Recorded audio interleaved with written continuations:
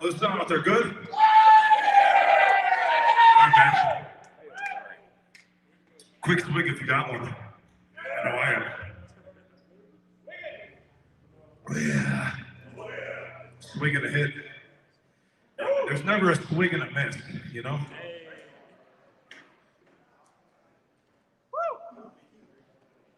All right, man. It's one off our last record. Memento Mori on CD, Hell's Headbangers on vinyl, Head Split Records on tape. We got all that shit over there. Come see us if you want. This is off the album From Order Forsaken. Decaying Serenades goes out to the fucking Death Metal Podcast, Roy Fox.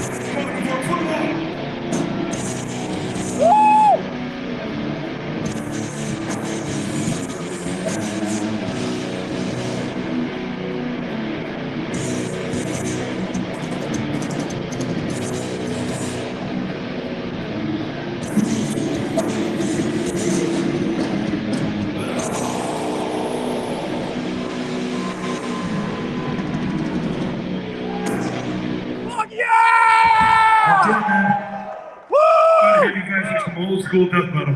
Fuck yeah! Woo! May recognize some of us from other bands, but we're not going to announce because it ain't about that. It's about pronouncing the name right. KURNUGIA. KURNUGIA. It means the underworld of Sumerian mythology. Any of you really old motherfuckers might have got a demo from Edge of Sanity called KURNUGIA. So that's really where the name came from. Hard to find one-word band names these days, but at least we fucking looked. Hell yeah. We didn't call ourselves Crucifixion or some shit, you know?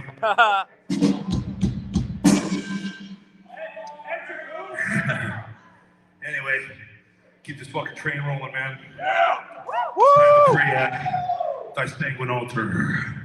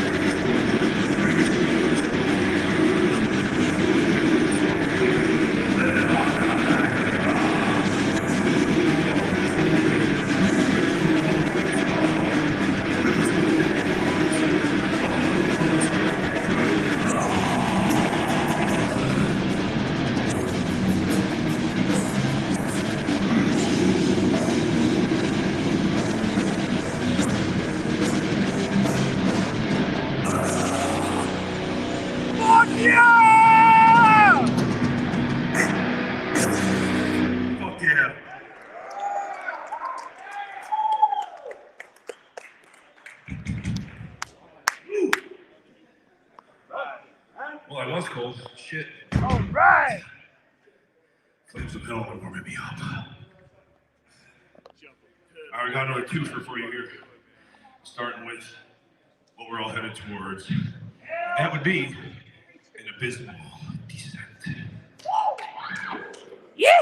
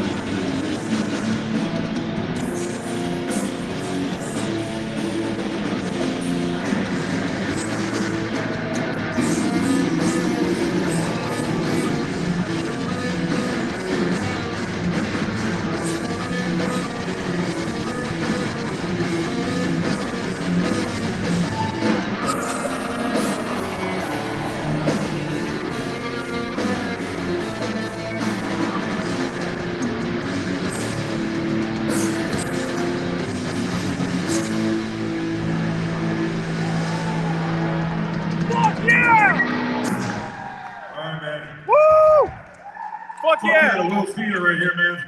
Transplant Productions for fucking putting this shit on. Last hurrah for 2021. Fucked up year, man, but I had a lot of fun. Went out plenty, caught plenty of fat fucking buzzes. Saw a lot of sick metal. You know, shit we do. Got a couple more for you. Is that cool? Sure about that? All right, cool, man. Yep. I think we're all experiencing the next one. Eroded faith.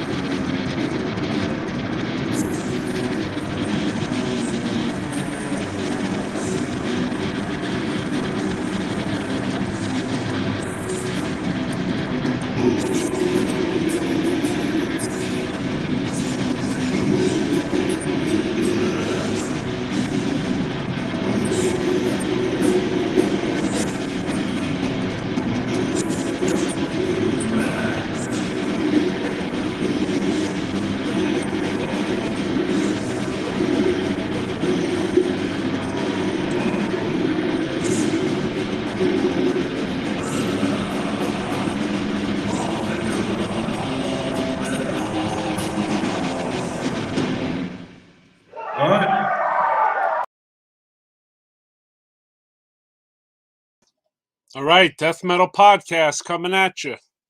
Pretty abrupt ending there, but yeah, we came on crazy, and also we had a power outage. So deaf, that's how we do it though. On Death Metal Podcast, coming live Saturday nights. I got a guest in the back room. We're gonna talk about the new album, and let him take his drink. We got Alex from Immolation. What's going on, my brother? Nothing much. Another day. Another day, another day. It was a big day yesterday, I felt. Yeah, it was. Yeah, finally to get the new music out there, you know. Yeah. It's been So way you did. overdue. It wasn't just the announcement. It was the video came out yesterday too, right?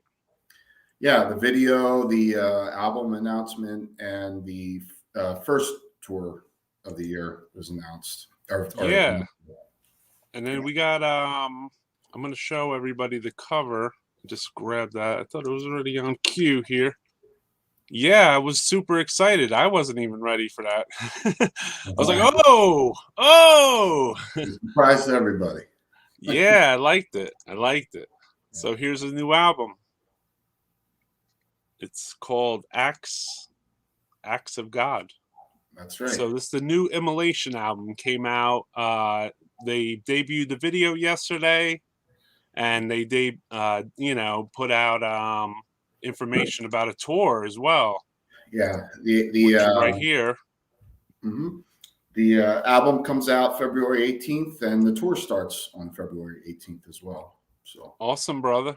Yeah, and that's Infernum Triumph, Imperial Triumphant, and Mortiferium, right? Mortiferium, yes. Yeah, I know those guys. Man. They're freaking brutal, dude. Yeah, I think we got a really cool package. 3 bands that are dark bands, but all kind of have their own thing, to bring to the table. So I think. Yeah. Where's the tour? It's just U.S., right? This is the U.S. U.S. and we do a few dates in Canada as well. So cool. And could you tell the viewers about the recording process and the everything that led up? Because you are kind of a newer member of Immolation, but not so new, like a couple years in now. Yeah, about 6 years. You seem like you've been in Immolation for 10 years to me, but talk to the viewers about just what's been going on. You guys, we talked briefly on here too about the studio a little bit, but maybe just bring people up to speed on what's up. Well, we recorded the record I guess back in just August, I think, somewhere around that time. August, I don't know. It's a couple of months ago. So yeah, we recorded the record at Millbrook Studios with Paul Orfino, and Paul has been doing recording all the Immolation records since Values for God. So a long history with Paul, and Paul's not just the engineer, but he's also part of the band and kind of family member, Another member. Yeah. The other member. He brings out, the best in the band performance wise. And we recorded the record with Paul, and we had it mixed and mastered by Zach Oren he's out in California. And he's been working with Immolation since 2010. So, and I think we really got a good mix because Zach is more of the modern approach to things, and Paul's old. Paul. I don't know if people realize Paul's been recording since the early 70s, from everybody from Bad Company to the Bad Company guys to Mountain guys to Kiss. What? That's brutal, dude. I didn't know that. Yeah, he's also done Riot, if anybody knows who Riot is. Yeah. That's the one that has the seal on the cover. yeah. The owl. Yeah, great record, by the way. But he does a lot of people like Vinnie Moore, a lot of this Shredder solo player guys and all. I didn't realize. I thought this is me though, so I don't know shit, obviously. But so he's been recording Immolation since Failure for Gods, correct? You said? Correct. Yes. I thought he was a friend of the band or something, but in reality, he's a studio tech guy. That's he's the real deal. He was a guy recording Blue Oyster Cult or something, Exactly. Yeah, he's been doing records probably since the early 70s, I guess. Wow. So he got an equipped studio. You guys were comfortable there. Obviously, he's going to bring a special sound, and he's been bringing it because you guys have been going back there for. Failure for Gods is 95, 98 albums, 6 albums, 7 albums ago. Yeah, it was 1998, something like that. Yeah, was this your first experience in the studio with him? No. First thing I did with the band was We did Morbid Visions with The Morbid Visions Max from cover. Sepultura. Yeah, so I played the guitar solos and the rhythms with Bob. That was like was that for the one of those decibel flexi discs or whatever? No, that was at Death's Door compilation. It was like the okay. version of that through Nuclear Blast. So Brutal, bro. that was really cool because, well, first of all, especially for me, Bob and Ross, Morbid Visions, the Sepultura record was a huge influence on us. And Immo used to cover that song back in 1988, actually. So, to do it with Max singing was really cool, kind of. And we really liked. I forgot about that. Max was on it. Yeah. He did the vocals and he kicked that. Super sick. Yeah. Because I remember you guys went on tour with them. Yep. And then I guess you guys did that on the tail end, right? Something like that. Yeah. Yeah, it seemed like it, from what I remember. Yeah. But it came together. Cool, man. Polish freaks around the world. That's what's up. Poland really rules. likes a new song. Hell yeah, bro. The new song is amazing, dude. Cool. So yeah, I want to show the cover again because I got to talk to you about this cover, man. It's incredible, dude. Yeah, we like it. So yeah, this is. Do you know anything about this cover? I mean, that you could tell us. Well, we discussed the artwork actually a couple of years back. We kind of were discussing that we wanted to kind of get away from the not that the artwork was bad or anything like that on the other records, but kind of to get more darker vibe, more kind of abstract kind of, I don't know, ancient painting kind of vibe, because it actually kind of has that old school biblical kind of dark paintings you would see, Oh yeah, big time, man.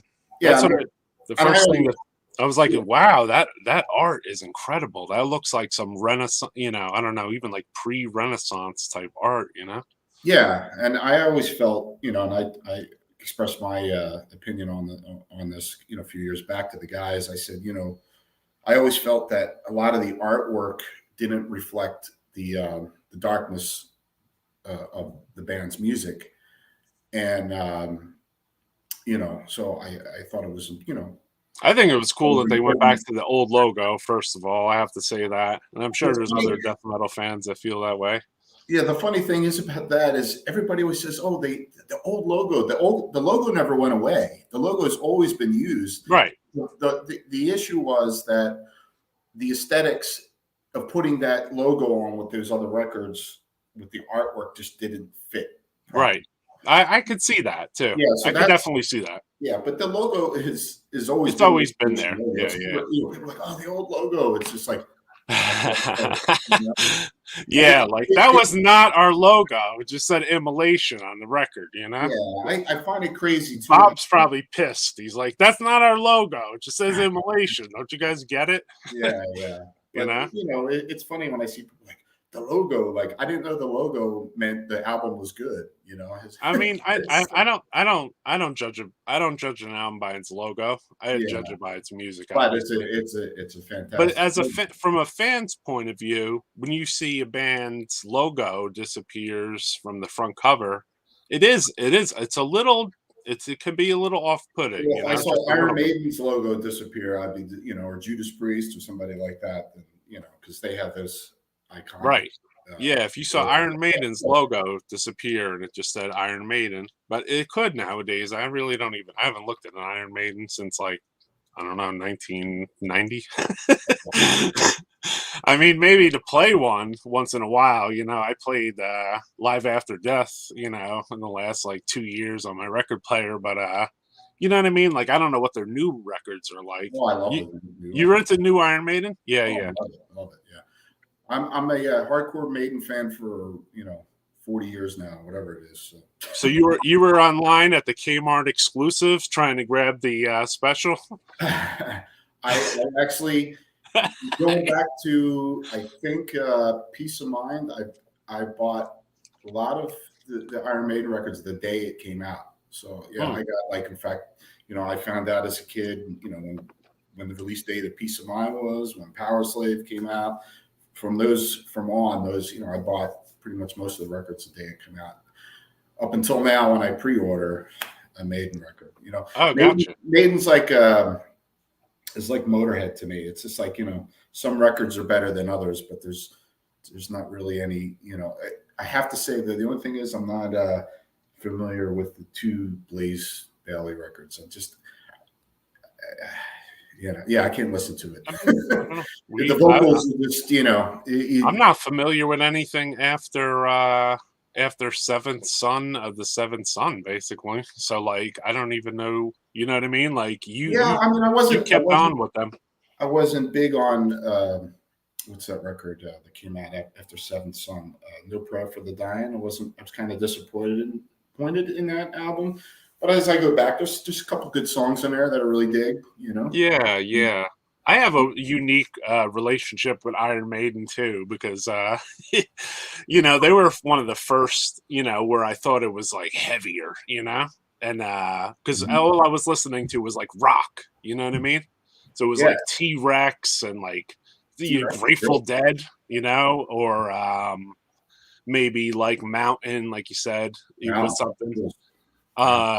Leslie West. Yeah, fuck yeah. And T-Rex too. So this girl, she was like it wasn't a girl, it was my best friend when I was like a little kid's sister, his big sister. So he had 4 sisters. And one of his sisters their boyfriend worked at like Capitol Records or whatever. That was Iron Maiden's record label, right? Yep. So there was like these Iron Maiden like cassette tapes rolling around like at his house, and they said advanced copy. You know what I mean? Of like, I guess either it was Power Slave or I'm not 100% sure. I had to be pretty young though, you know what I mean? And then we would listen to them, and we didn't even like, there was no cover. It was just Iron Maiden. They weren't on really TV. The first time I seen them on MTV was like I didn't have MTV.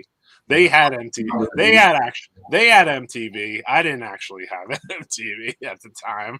That's when it first came out, you know? Yeah. And but I would hang out with this kid. His name was Dave Best, and we would listen to like AC/DC, and then we would listen to those Iron Maiden cassettes, and we were like super into them, dude, you know? Yeah. Well, I mean, for me, I saw the Eddie. Yeah. know?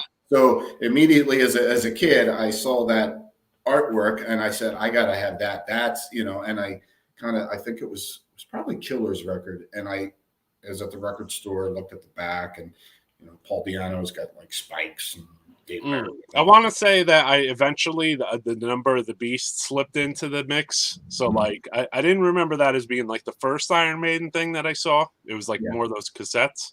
Yeah, and then I saw the Number of the Beast had slipped into the mix in their vinyl collection. And we used to listen to that intro a lot where it had like the Winston Churchill. Is that it? Yeah, Vincent Price. I guess, yeah, like the big intro. Yeah, that's Vincent Price. Yeah, I know you're talking was high with Winston Churchill. Yeah. Okay, maybe I got them switched up. In you know, like, and also some of the parts on Number of the Beast were like mad, like satanic and shit. you know, like, and the cover was like phenomenal, man. Yeah.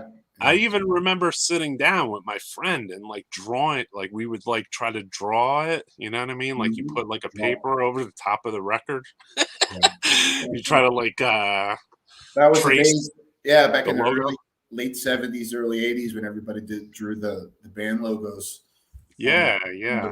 Kids nowadays don't know about that, but I don't think so. I mean, and then before the patches, on your book bag, band logos. Like I had before the patches, Fastway, whatever. You know, I had friggin' like denim jackets, and we'd like use black markers, and then we just like made our own. Like we would like color in and make our own logos. You know? Yeah. And you felt good, like when you were that young. You felt good.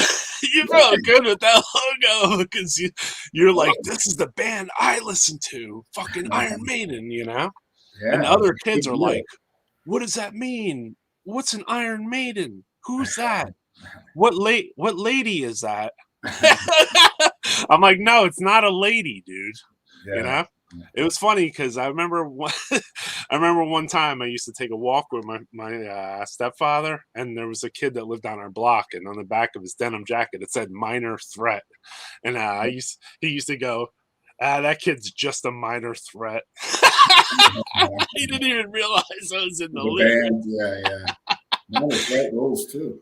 Yeah, I love Minor Threat. I just think it was weird. He had like a Minor Threat and Husker Du, who I'm not familiar with really. But Husker Du is more of a just straightforward punk band. You know? Yeah. So when is this tour? I'm gonna pop this up again so peeps can see. When does this start? February?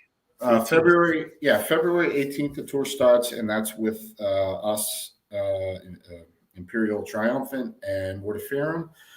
And then the last 5 shows, Black Anvil jumps on because Imperial Triumphant has some other stuff going on. So, which is cool because Black Anvil are great friends of ours, and so that's gonna be cool. And then they jump on, and then the last day, which is actually technically really not a part of the tour, but it's our last show, is we do a one-off show with us, Demolition Hammer, Mortician, Black Anvil, and FUNEREUS at Irving Plaza. So that's going to be a really cool event, especially to see, like for instance, us, Demolition Hammer, and Mortician to play together. That kind of stuff. The last time for that was probably 30-something years ago. Yeah, that's big for New York. Well, that's cool. It's cool. That's a good club too. That's a big place. Yeah, Irving Plaza is a great place, legendary place too, and so really. You cool. made it. Yeah, you made it. Plaza, so. But yeah, that's cool. That's going to be cool, and I can't talk about the other stuff, but we do have other stuff planned for. I was trying to remember if I went to any shows. Some really cool stuff, by the way. Some really fucking strong packages. We're nice. Going to be on in 2020. And some of those bands like Black. What was the name again? I'm sorry. Black Anvil. Black Anvil. Are they on the same label as Immolation? No, we're on Nuclear Blast. They're on. They actually just signed with Seasons in Mist, so their first new. Oh, okay. I remember when you guys toured with them before. Yeah, we toured with them with Mayhem. Cool. And you toured also with Full of Hell. Full of Hell twice. Yeah, love right. Those. They're our brothers, man. Yeah, I always see those guys making moves in the death metal underground. You see them live, it's fucking experience, man. Just full on.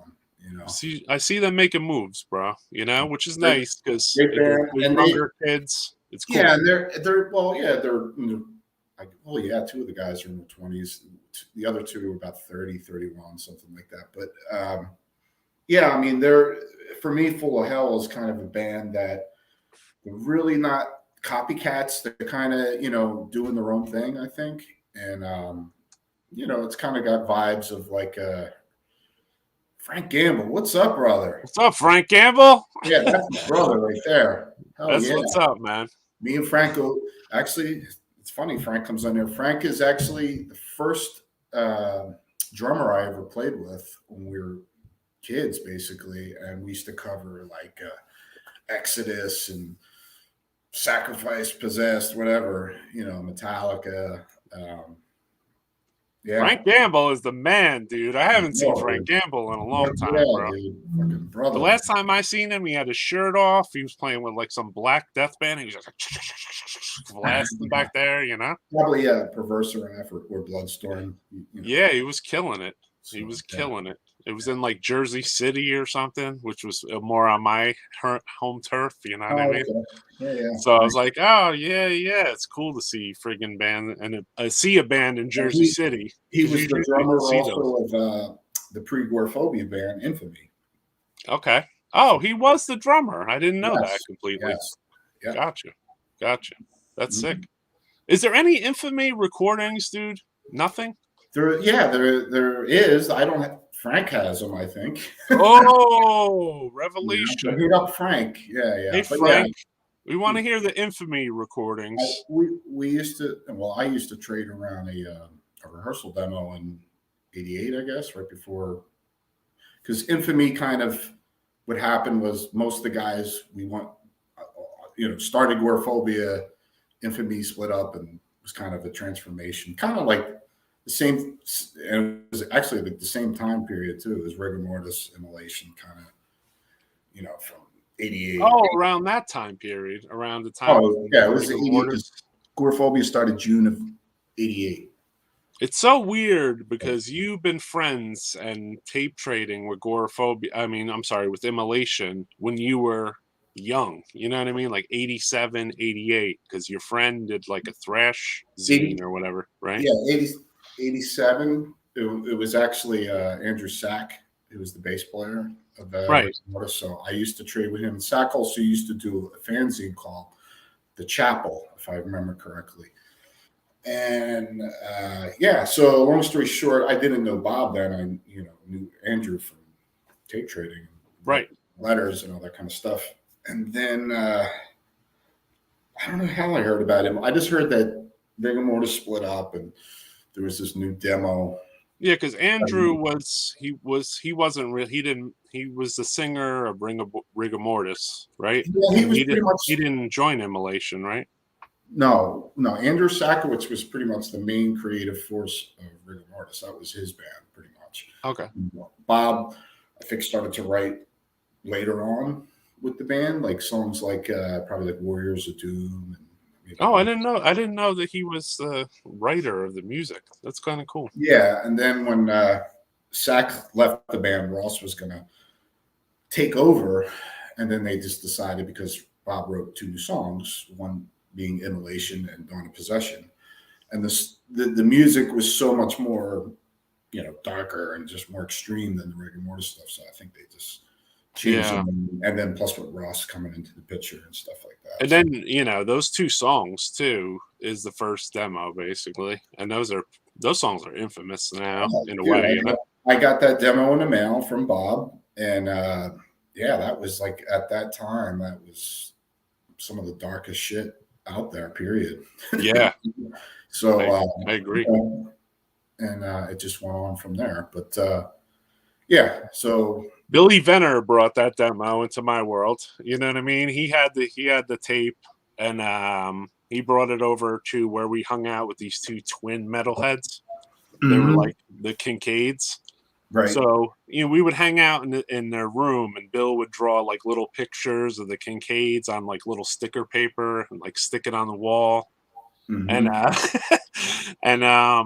Bill one day he's like, check out this tape, Immolation, and he puts it in, and I'm just like, holy shit, and that was probably the first time I ever heard Immolation. Yeah. And I was just like, whoa, dude, I can't even believe it. It's basically still my favorite recording of the band is the first demo. Yeah. So. And shortly after that time, what do you call it? That was, for me at that age, was the time when they played with Napalm Death or whatever. And that was the first time I got to see them. 89 with Revenant. Yeah. Yeah. And then they had a new demo there. So I was like, oh my God. Yeah, second demo. Which is... and shirts too. And I was like, I copped the shirt. It was super exciting for me at the time. I had seen Revenant before, because from living by Studio One, you got to see Revenant play there or whatever. Right. And then, but to see Immolation, Revenant open up, who I was super into at that time, and then Immolation play, who I really was like kind of won over. It was one of those moments again for me where I got won over, because I was like, oh my God, dude, this band is so fucking heavy, man. You know? Well, Revenant was a thrash band basically, and so you got something like Immolation at the time, which was, which is what I wanted. I wanted the death metal, what I mean? I mean, it was the same way in Philly with us, with Gorephobia.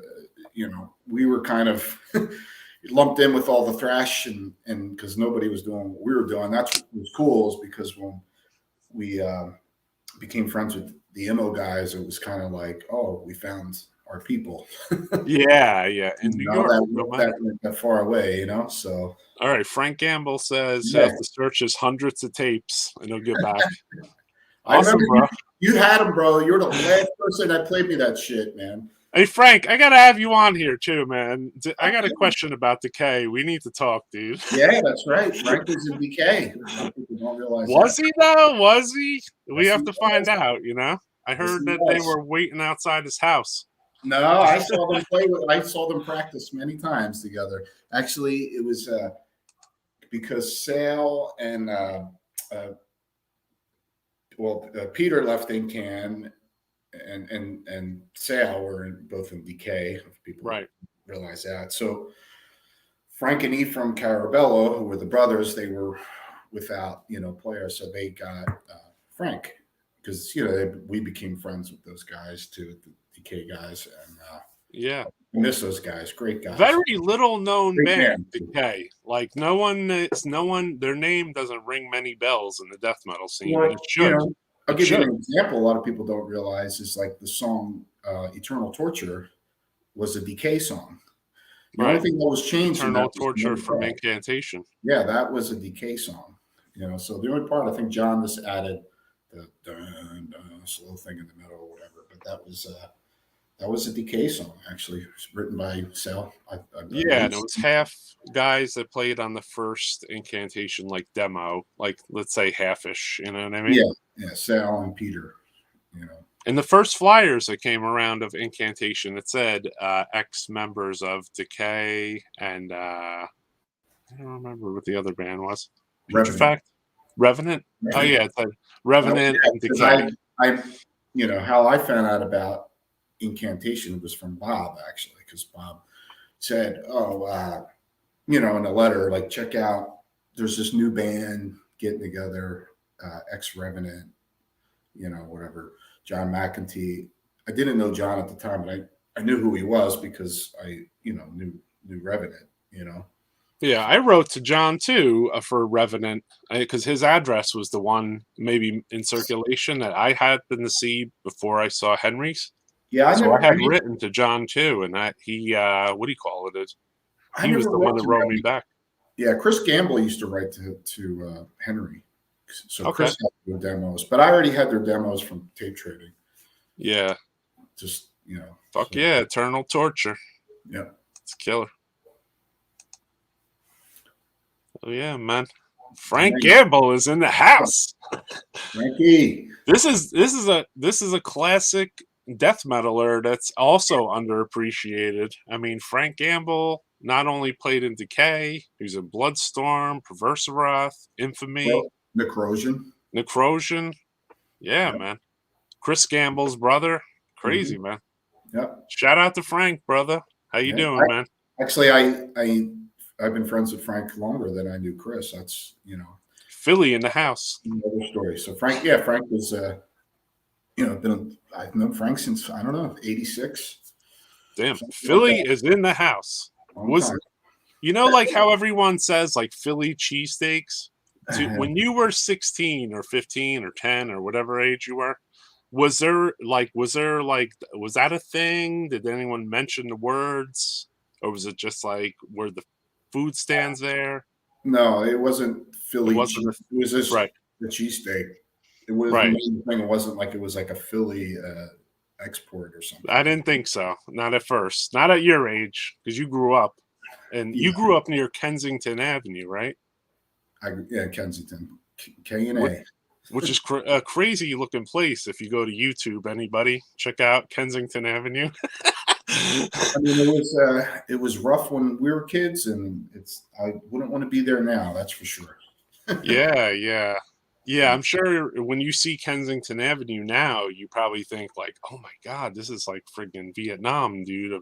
The Vietnam of junkies." You know what I mean? It's like it actually looks like Zombie Holocaust, kind of. That movie.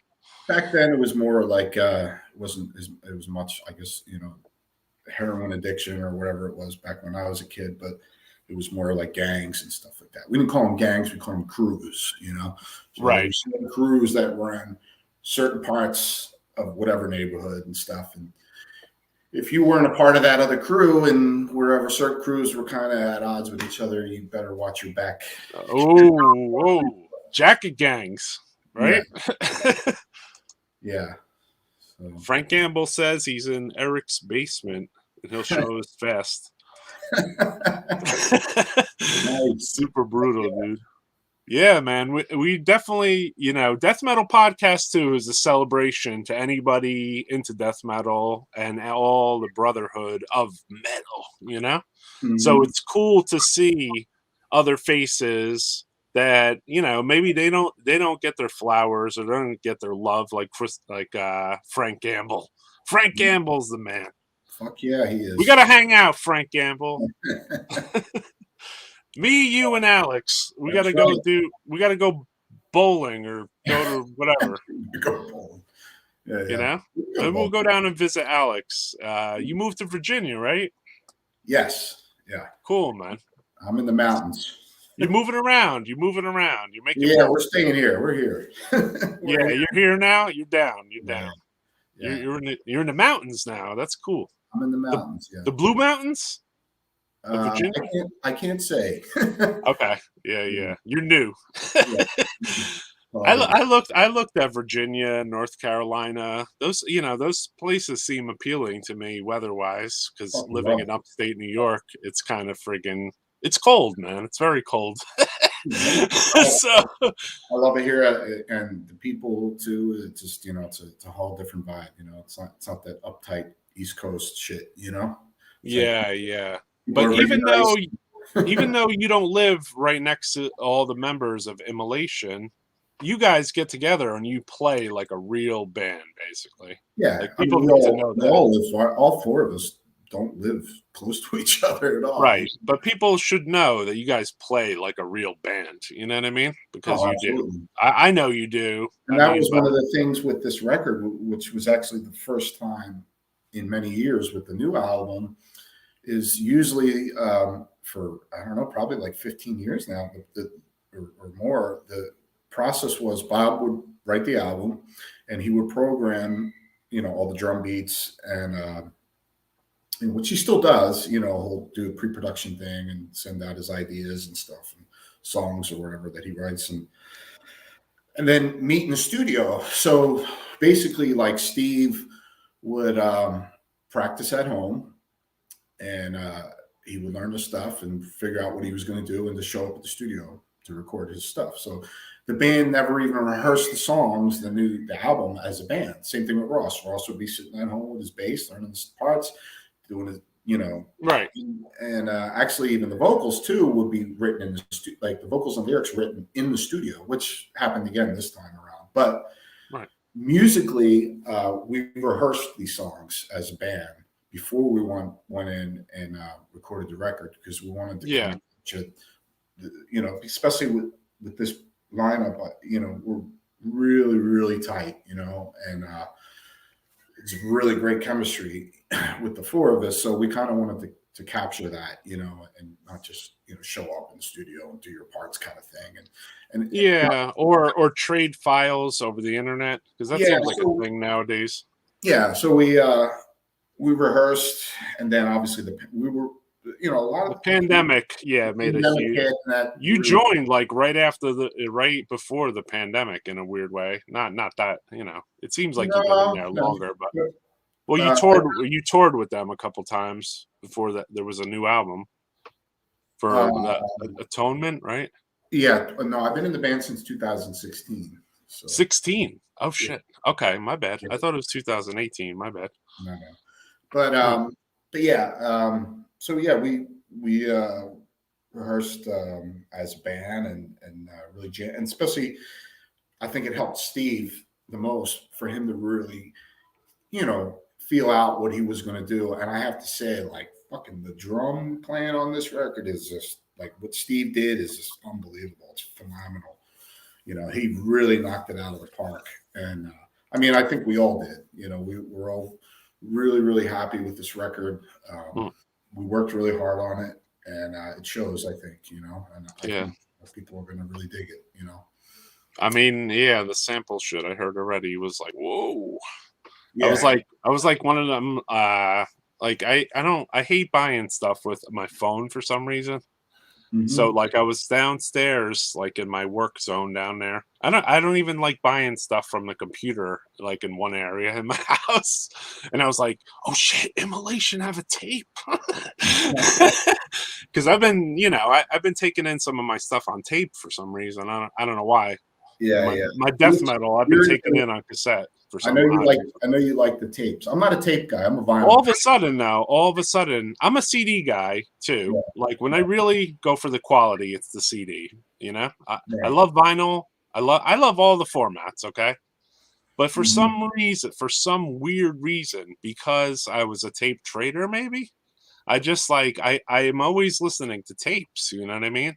So if to me, it's the most common format of them all, more than records and more than CDs. I mean, I had a lot of tapes in the 80s too, and obviously the demos and tape trading too. But I think I used tapes out of convenience, because it was just easier. You have the boombox or whatever, or copying a new record, copying off your friends. Yeah. So that, and getting demos and stuff like that, but yeah, I've always preferred there's something magical about putting on the vinyl. Yeah. Looking at the record, the artwork, and all that kind of stuff. That's what Frank Gamble says too, vinyl. Yeah, absolutely. It's just like, because when I was a kid, you looked at the artwork, you looked at the whole thing, and you read everything, and it kind of took you, I always felt that the packaging of the record should reflect the music, and that's what to get back with the new Immolation artwork. We wanted something a little bit more serious and darker with the artwork. Oh, it's serious. I think it looked super serious. Oh, yeah, wait till everybody sees like the layout. It's really it looks fucking amazing. Yeah. Let me ask a question. I'm not going to play the interview right now. I should, but what do you call it? When you guys were in the studio, I did like a little interview little thing for Death Metal Podcast. It was like one of the first ones I did actually. Yeah, we were only in the studio for like 2-3 days or something like that. Yeah, and you guys got on and talked to me real quick, and then that day you told me you said we got 13 new songs for the new one. Yeah, but I saw the new one had 15 new songs. Yeah.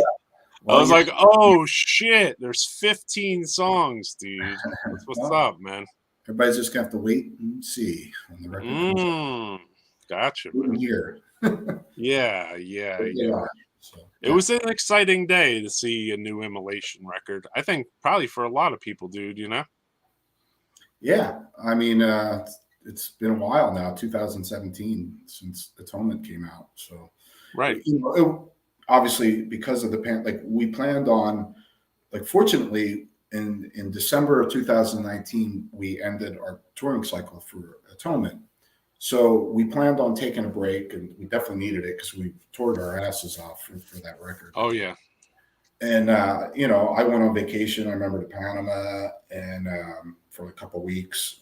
And, I was coming back from vacation. Steve went on vacation. I remember, I think he went to Puerto Rico or something. And, we were just kind of take a breather and then, get back into start rehearsing the new songs and working on the new songs. And the pandemic hit. As I was coming home from Panama, I remember. Was Immolation ever a band that worked on their songs and then toured during the same period too?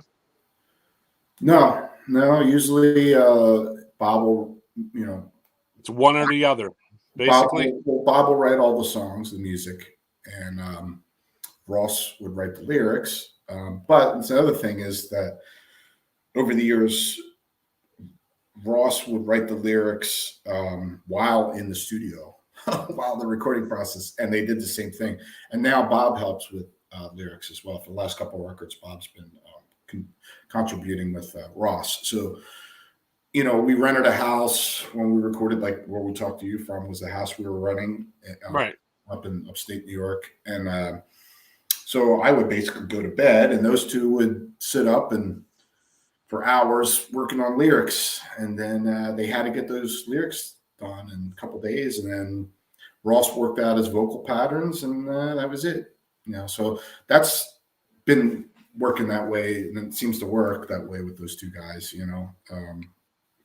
So they've been doing that for the last couple of records. But like I said, this time around, you know, we played as a band before we got in the studio. So, and I think you can hear that too. And even the guitar tones, you know, the mix of me and Bob's guitars and the rhythms and all that stuff really worked out well. So, yeah, that's what you were talking about. Format here.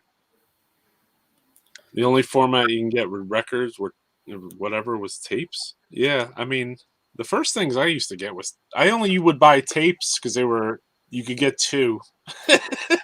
You know what I mean? Like a record would be like $2 more, maybe. I would get 8-tracks before there was tapes. So. I don't remember buying my own 8-tracks. I do remember 8-tracks in my life, but I think they were my father's. I don't remember actually buying an 8-track. Yeah, I got Kiss Rock and Roll Over. I got as a kid. My first record that I bought was Kiss Alive, but 8-track was Rock and Roll Over. And I think it's so weird, dude, with Kiss Alive. Kiss Alive, there's so many death metal heads. When you hear old interviews, like with every old death metal head, like I was even listening to some Norwegian podcast, and they were all saying the same thing: Kiss, Kiss, Kiss, Kiss. The first metal I heard was Kiss. I mean, I grew up with rock and roll, so yeah. There wasn't no metal or thrash metal or death metal or black metal or anything. Yeah. Or even punk, really some hardcore. I got lucky with After Kiss, where like this girl that worked with my mom, she left the friggin' Blizzard of Oz at our house, you know. Well, I had like a Mickey Mouse record record player, a little Mickey Mouse one, you know, and I would play those records. That was one of those records that just life-changing for me, because my two of my uncles were the ones that got me into hard rock and heavy metal. So, you know, in the late 70s, I already, you know, was listening to Black Sabbath, Scorpions, you know, Rainbow, Deep Purple, you know, all that stuff. And so I remember my uncle would, as a little kid, he would bring me the records, listen to this, you know, whatever. Yeah. He used to scare me too. I remember he used to chase me with the Black Sabbath. We sold your souls for rock and roll. Oh yeah, yeah. The insert. Yeah, it's like the vampire woman and the right. I don't know what the record, but yeah. So long story short, I remember Blizzard of Oz in particular, 1980 or whatever it came out, late 80. Him, you know, having a record and playing for me, and I remember just. There again, looking at the art. Yeah, yeah. It was like evil. It's all like the stuff. He was in this room, and you see all this. Yeah, and the logo. The logo is super brutal. And then super brutal. You know, Randy Rhoads, just hearing that was just magical. You know, it was like the same thing with Van Halen. Prior to that, you hear Eddie Van Halen. Nobody played guitar like that. You know, it was just mind blowing. You know. So, yeah, yeah. And still to this day, like.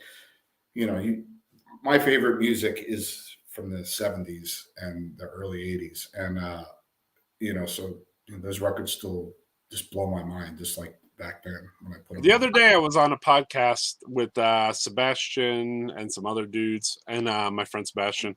And my father had Black Sabbath records when I was growing up, you know what I mean?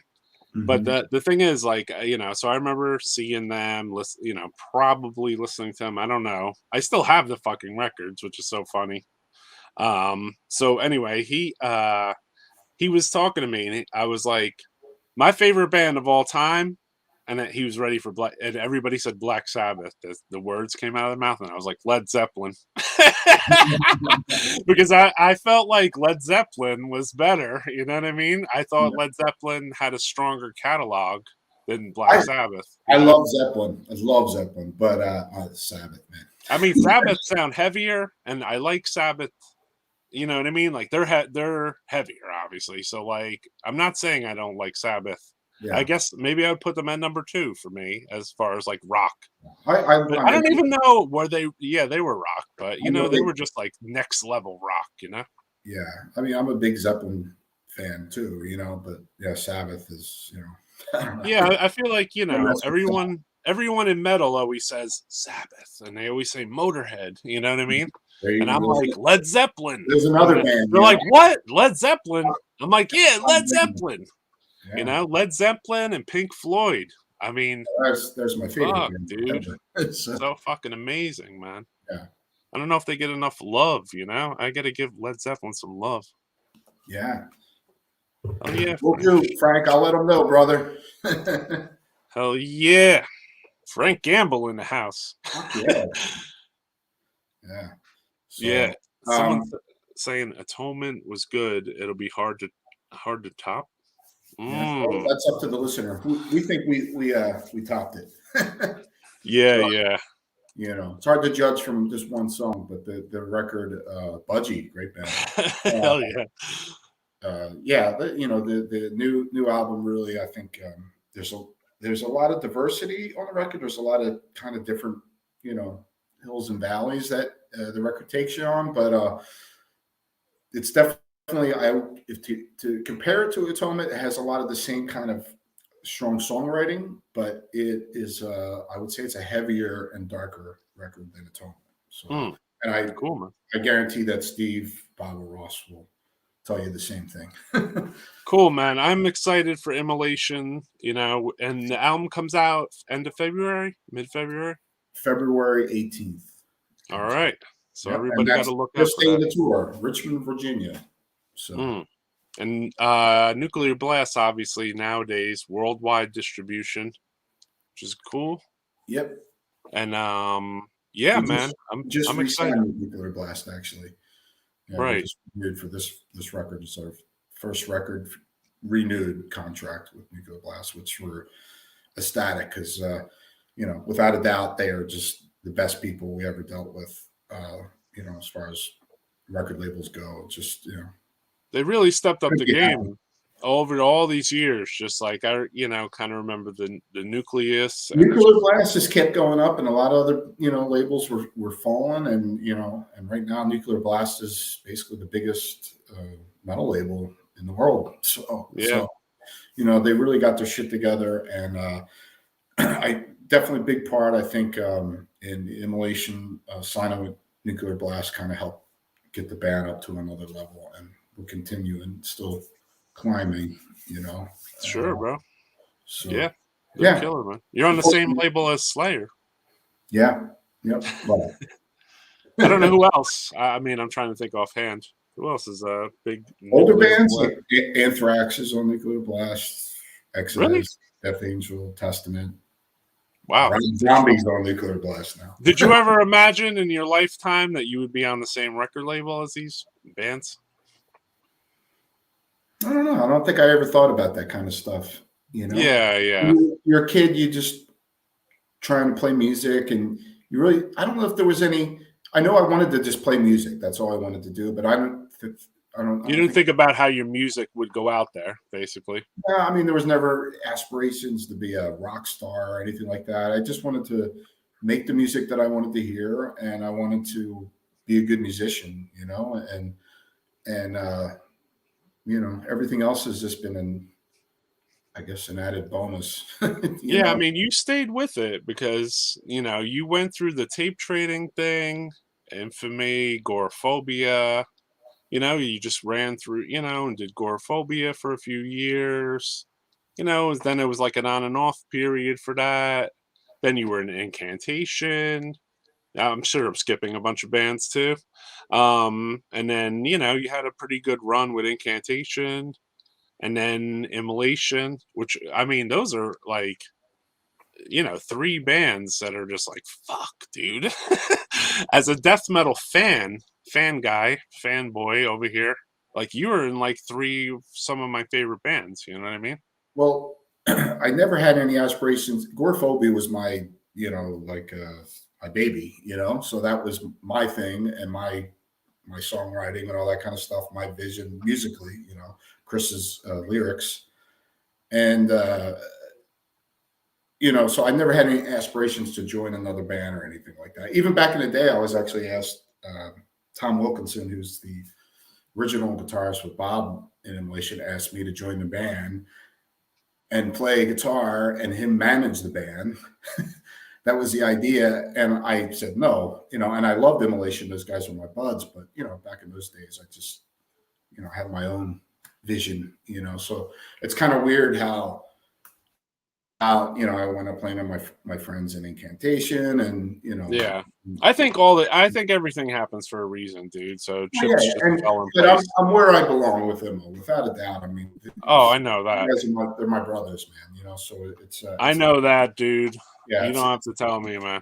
Yeah, it's the healthiest situation I've ever been in. And they've always, because they've always been the healthier of the metal bands too that I know. Yeah, because a lot of bands were a disaster. Yeah, like Gorephobia was. Unfortunately, we were just so dysfunctional, you know. And there was so much talent, I think, and you know, we could have really took things to another level, but you know, unfortunately, it didn't happen. But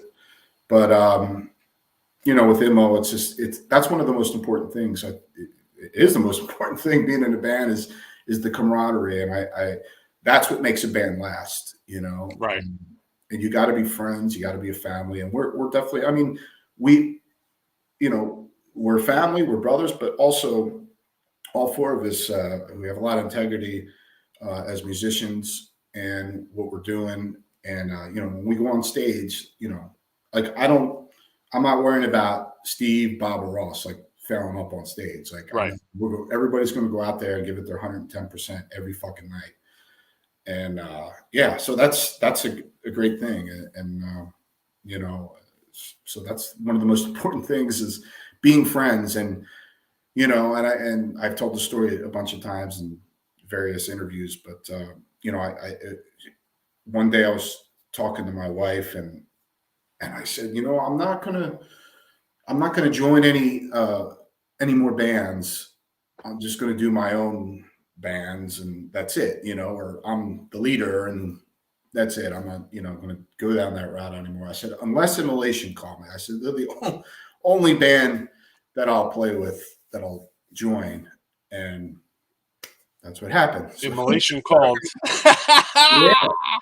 Yeah. So I think you willed it into existence, dude. That happens, you know? Yeah. I mean, I don't think it could have worked 30 years ago or whatever. I don't know. Like, I was just in a different place back in those days. And, a lot of people don't know too much, but there was like that little project that had Immolation and you. It was like Ancient. Yeah. That was almost like it was before the other Ancient name was about too. Yeah, actually, when I left Gorephobia, Ancient, which originally a lot of people don't know either, was me and Derek Roddy, who went on to do like Hate Eternal and play with Nile and all these other bands. So, I don't think I knew that. Yeah, I went down to South Carolina, where Derek is originally from, and we were rehearsing and stuff like that. And he wanted me to move there to South Carolina. And at that time, you know, I wasn't leaving, you know, and that just kind of fell apart. And then we went and did the I don't even have that recording anymore, but I think you might still have it. I have a recording. Yeah, it's me and Bob Vigna on guitar and Craig Spolowski on drums and Jay Lawrence on bass. Why is it that Roy Fox ends up with the recordings of everybody's like little secret one-song bands? I don't know, dude. All the time, dude. They're like, well, you have that. I'm like, you don't have it? It's your band, dude. Like, why do I have it? I wish I still had a lot of the stuff that I have. You know what? I'm like a death metal librarian, basically, which is it's fine. I have accepted that already. Ross still has all his stuff, dude. You know, he's got all his old shirts, his demos, all that stuff. You know, and right. Remember, I think it was like before the pandemic, and I was up at his house visiting him one weekend, and me and him just sat up, like having like, you know, listening to all the old demos and stuff. It was cool, you know. You're like, let's step into the museum of death. Yeah, we're like, over this direction. Okay, let's put on Necrotion. Let's put on the first Abhorrence demo or whatever. You know, some Necrophagia. You know, Necrophagia. There you go. You know, Yeah, I would like to get on with you and Ross and Bob and everything, and we'll have like a little death metal podcast and talk. Steve, Yeah, if possible, yeah, would be yeah. really That'd be cool. great to get Steve on too. Yeah, that'd be You know, cool. Yeah. Neil Boback. Fucking Neil. Why not? Right? I mean, Neil still lives across the street from Bob. wow. Okay, To this I didn't day. know that. Yeah. Interesting.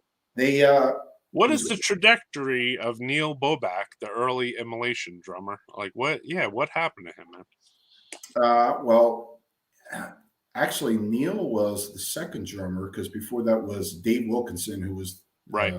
Who rest in peace. Dave passed away a couple of years ago. Rest in peace. Dave was Tom's Tom brother, Wilkinson's the brother. drummer of Rigor Mortis, and he came in just for a brief period in the beginning, and then he just decided he didn't want to do it. So Neil was Bob's friend that he grew up with. Didn't know how to play drums, so Neil literally learned drums in like a couple of weeks and recorded that first Immolation demo. A lot of people don't know. So yeah, Neil was in the band up until 1991, and I think it was like a month and a half before they were scheduled to record Dawn of Possession, and Neil quit. He just got cold feet. Oh wow, yeah, I didn't know that. So they actually called me first, and were like, "Hey, we were going to ask Craig, and how would you feel about it? To do the drums on the record?" And I was like, "Fine," and yeah, that's so respectful, though. I mean, that's respectful to at least because you had a band with this guy. He's your drummer. You know what I mean?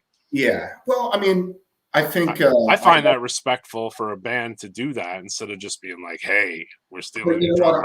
It's really, I think it's great that happened because no offense to Neil, and I love Neil. He's an old friend and all that stuff, but he wasn't the caliber drummer that Craig was at that time. Right. And I don't think that Dawn of Possession would have came out as good if Neil had done the drums. And I think that was part of it. And I think Neil knew that like he just didn't have what it takes, to step up his game. And yeah, if he wasn't feeling it, he wasn't feeling it, man. Yeah, Craig learned that shit. He went up there, and in fact, you were there for this. It was the Fortune Cookie show with Profanatica. That was Craig's last gig, and he that night, Bob and Ross picked him up there in Connecticut and drove him to Yonkers, and where he actually wound up living with Bob for a few years there or whatever, but to start learning and rehearsing for the Dawn of Possession record. So that was about a month before that was recorded. Yeah. So it was at that show. Yeah, respect to Neil, and agree 100%. I kind of gotta agree too, man. Yeah. I thought Neil did a good job on the Immolation. Neil was actually getting better and better as a drummer. I remember him playing the Day of Death Festival, and I remember that night, like Neil was on fire. He fucking really kicked ass, like that gallop beat, that I know yeah, but that's Neil's beat, not Craig's. Right. Thing. Craig's is the offbeat, that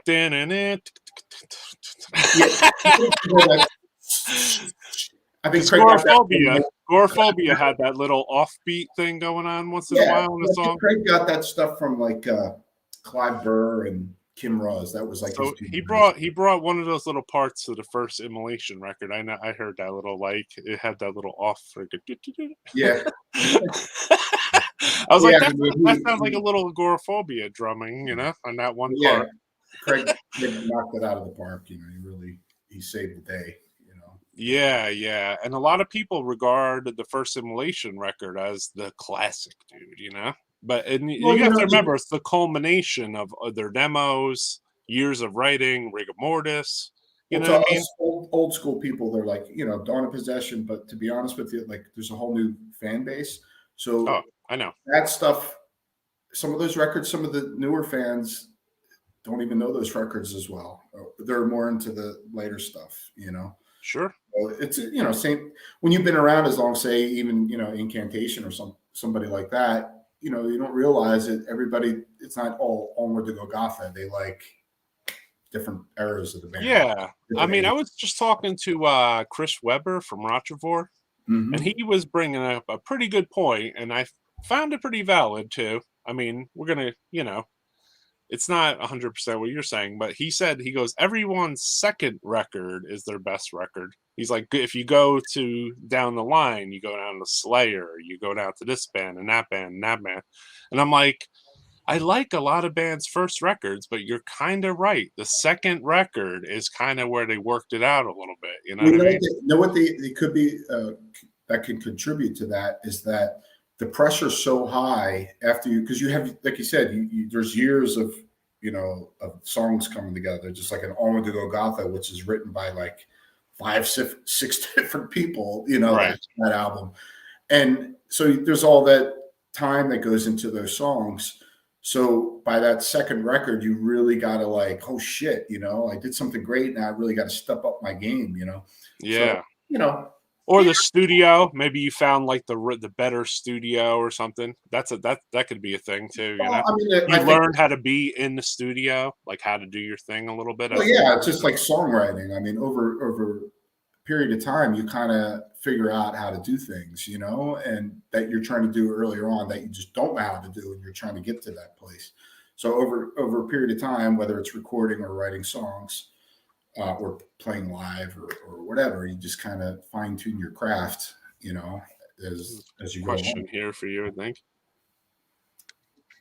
Paul Orofino worked on Failures, and Paul I think Orofino has done every record since Failures.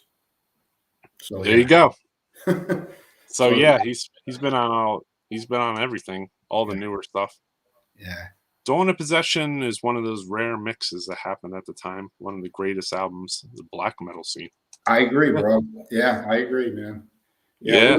We were, you know, I remember getting the advance from those guys of the record when Tuesday came home from Berlin, and yeah, I was just like, you know, and I was so glad that they went with Harris Johns too. I was so Yeah. you know, I thought that was the absolute right move. I thought that was a really good choice too, man. Yeah, because we were, especially in our scene, like Gorephobia, Incan, Immolation, we were like the anti-Morrisound guys. You know, we were just, you know, and obviously we were just a different mindset than a lot of the other bands, you know. But we were all real happy that they decided on Harris Johns. Obviously, I mean, fuck, he did, like, you know, he did all our heroes. He did Voivod, he did fucking Sodom, you know, he did Celtic Frost, Emperor's Return, he did that. Killing Technology. Killing Technology, my favorite Voivod record. God damn. You know? Yeah, Harris John was the man. It's weird because too, you had in New York, you had that one studio that pumped out like tons of crap too. Not crap, but good bands like Anthrax and like Alex Perales or Alex Perales. Nuclear Assault, you know. Yeah. There was like a lot of good records out of that spot. So you would imagine that in a New York situation like Immolation, they might go there. Carnivore. Yeah. Carnivore. Exactly. Yeah. Maybe the first Carnivore record, I don't remember. Or was it, I don't think Retaliation was done there. Or maybe it was. I don't know. I mean, that guy got busy. I was looking at his credits and I'm like, oh my God, dude, I can't believe. I think he did Fistful of Metal too, right? Yeah. Yeah. I mean, he didn't just do that one though. I think he did like record after record. I think he did like all the Nuclear Assaults in the early days. Yeah, Game Over and all that stuff. Maybe Whiplash. There was like a lot of bands. Yeah, he might have done Whiplash. I don't know. Yeah. There was a lot of bands. I don't know. There was a lot of bands. Love Whiplash. Fucking first two. There was just so many bands under his belt that I'm like, God damn, dude. Like this guy, he recorded so many records that are my favorites. Well, it's funny because Morrisound, some of my favorite stuff was the Nasty Savage stuff. The first Nasty Savage record, and Indulgence was done there. I don't know if they did the third record there. I don't remember. But, you know, that production was phenomenal. But fast forward to some of the other stuff that started to come out through Morrisound, it was just everything sounded kind of like, you know. There was that little period, too, for Gorephobia, where Gorephobia was going to go record at, what do you call it? Sunlight Studio. Yes. Yeah, we were originally, I actually talked to Thomas Skogsberg, and we, you know, that was our idea because we heard the Entomb record, and I loved the way that sounded because it had that dark atmosphere to it. It was a heavy record, you know, but that's what we're like. Me and Chris, the other guys in the band, obviously, were different mindset than me and Chris. But me and Chris were more into, you know, Celtic Frost and Bathory, and we kind of wanted to bring that atmosphere into the production. So, and I think it's just a European thing too. Europeans have different Carnage. You know, the Carnage record. Yeah, you're right.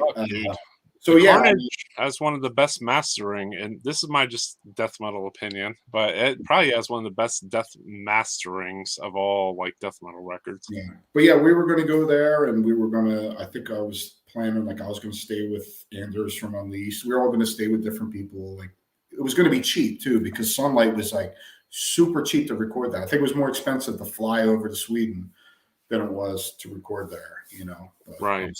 It never happened. But yeah, too bad that never came to fruition. That would have been cool.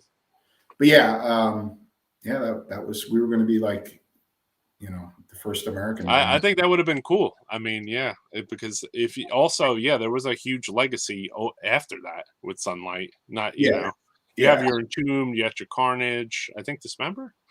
But then after that, you have like a huge, you have like a huge legacy.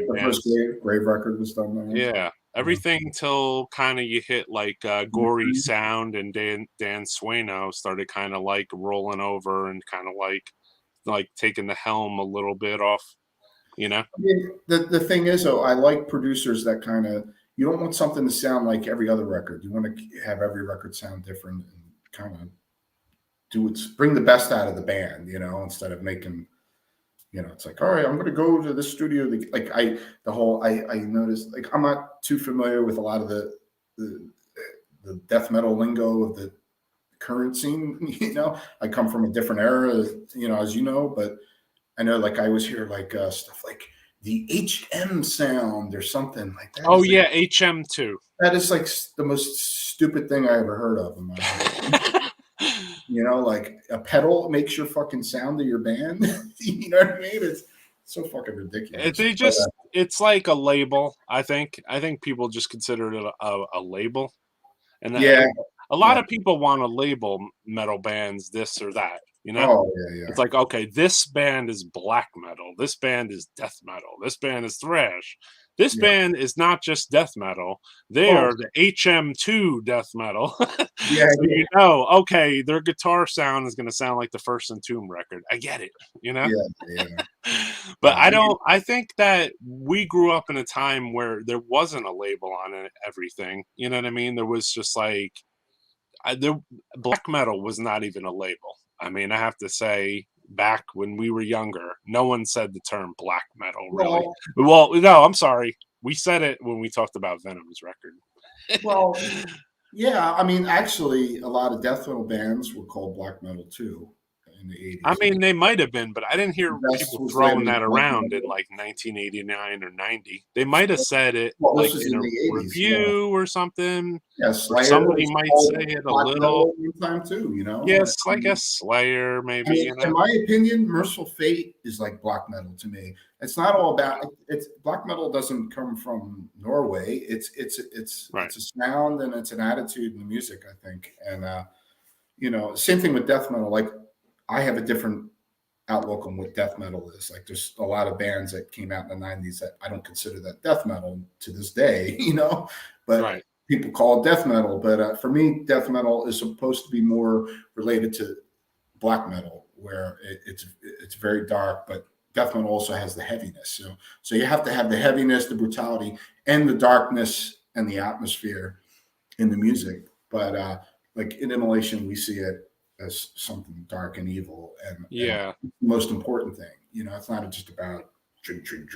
You know what? Immolation, even I'm not going to say you know, I don't want to label Immolation, but there is a black sound of Immolation. It's like a black fucking wall of death. You know? Yeah, I mean, a lot of our fan base, we have the black metal people, you know, that are fans of Immolation. So, I mean, that's what I relate to more as death metal. To me, it's on the dark side of things. I'm sure if you interview John McEntee too, he'll agree with all of us that were from back then, or Chris Gamble, or whatever. It was all about the darkness. You know, we related to more the dark.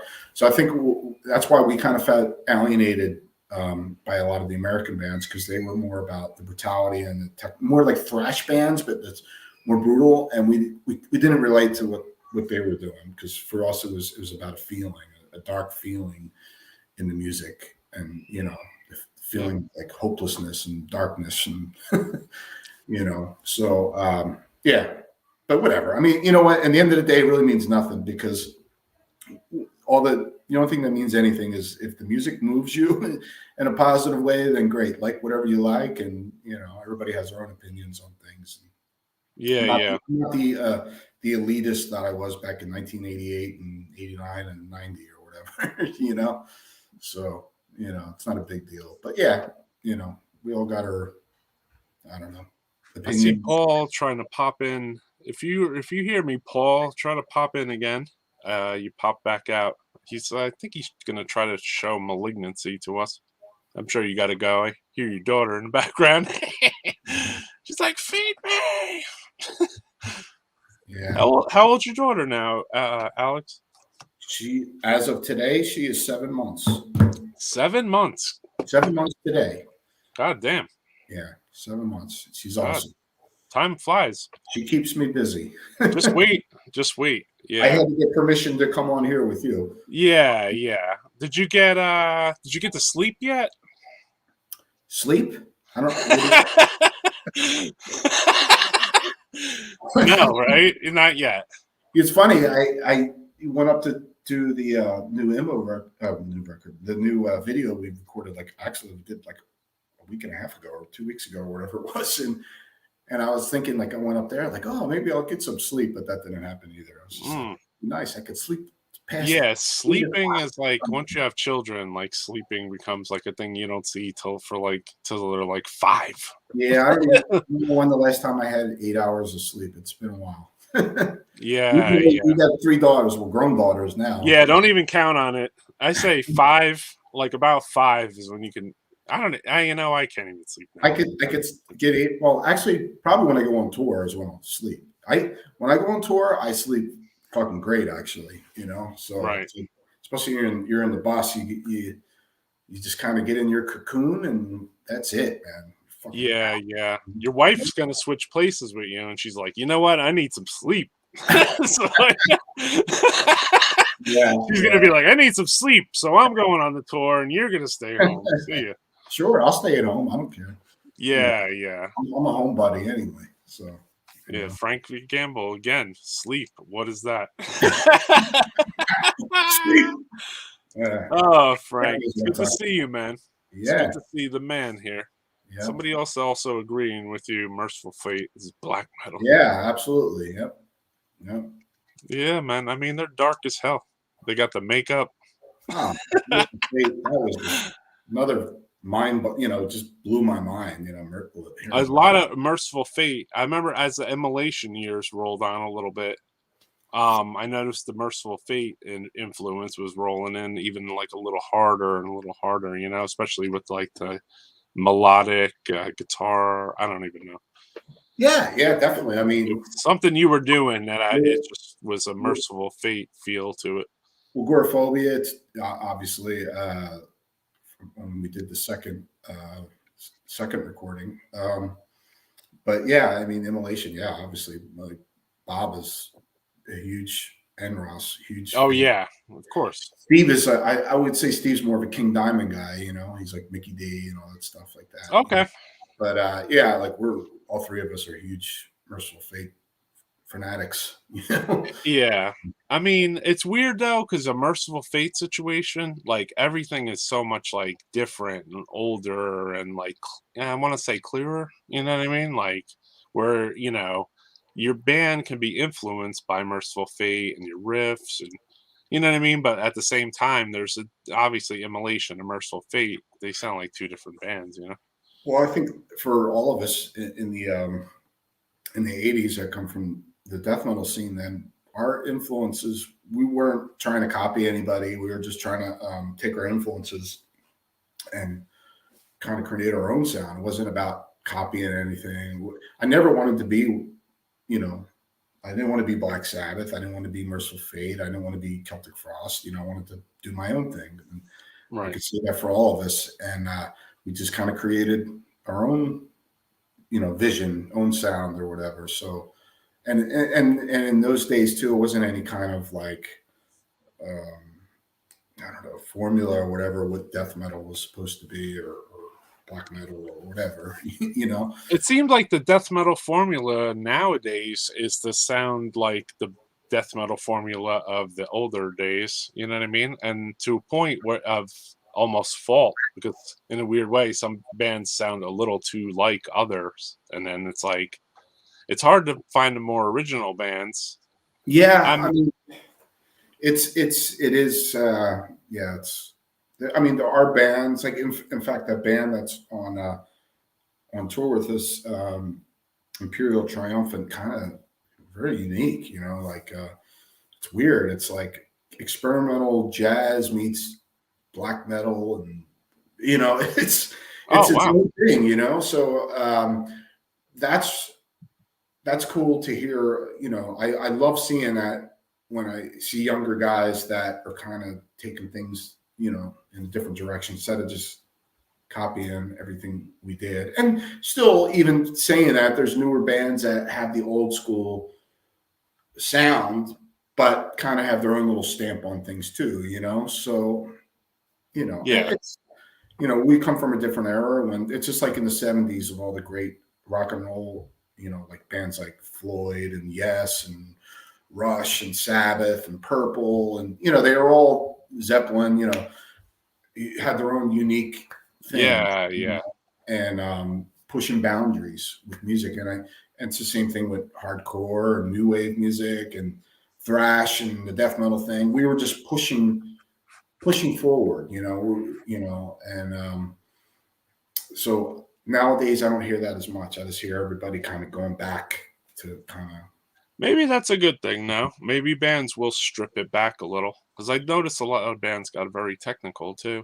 You know what I mean? So Yeah, it'd be yeah. nice to think that bands might strip it back a little bit That to. thing, like the whole technical thing, I just never really appealed to me. For me, it's about the feeling of the music, and you could.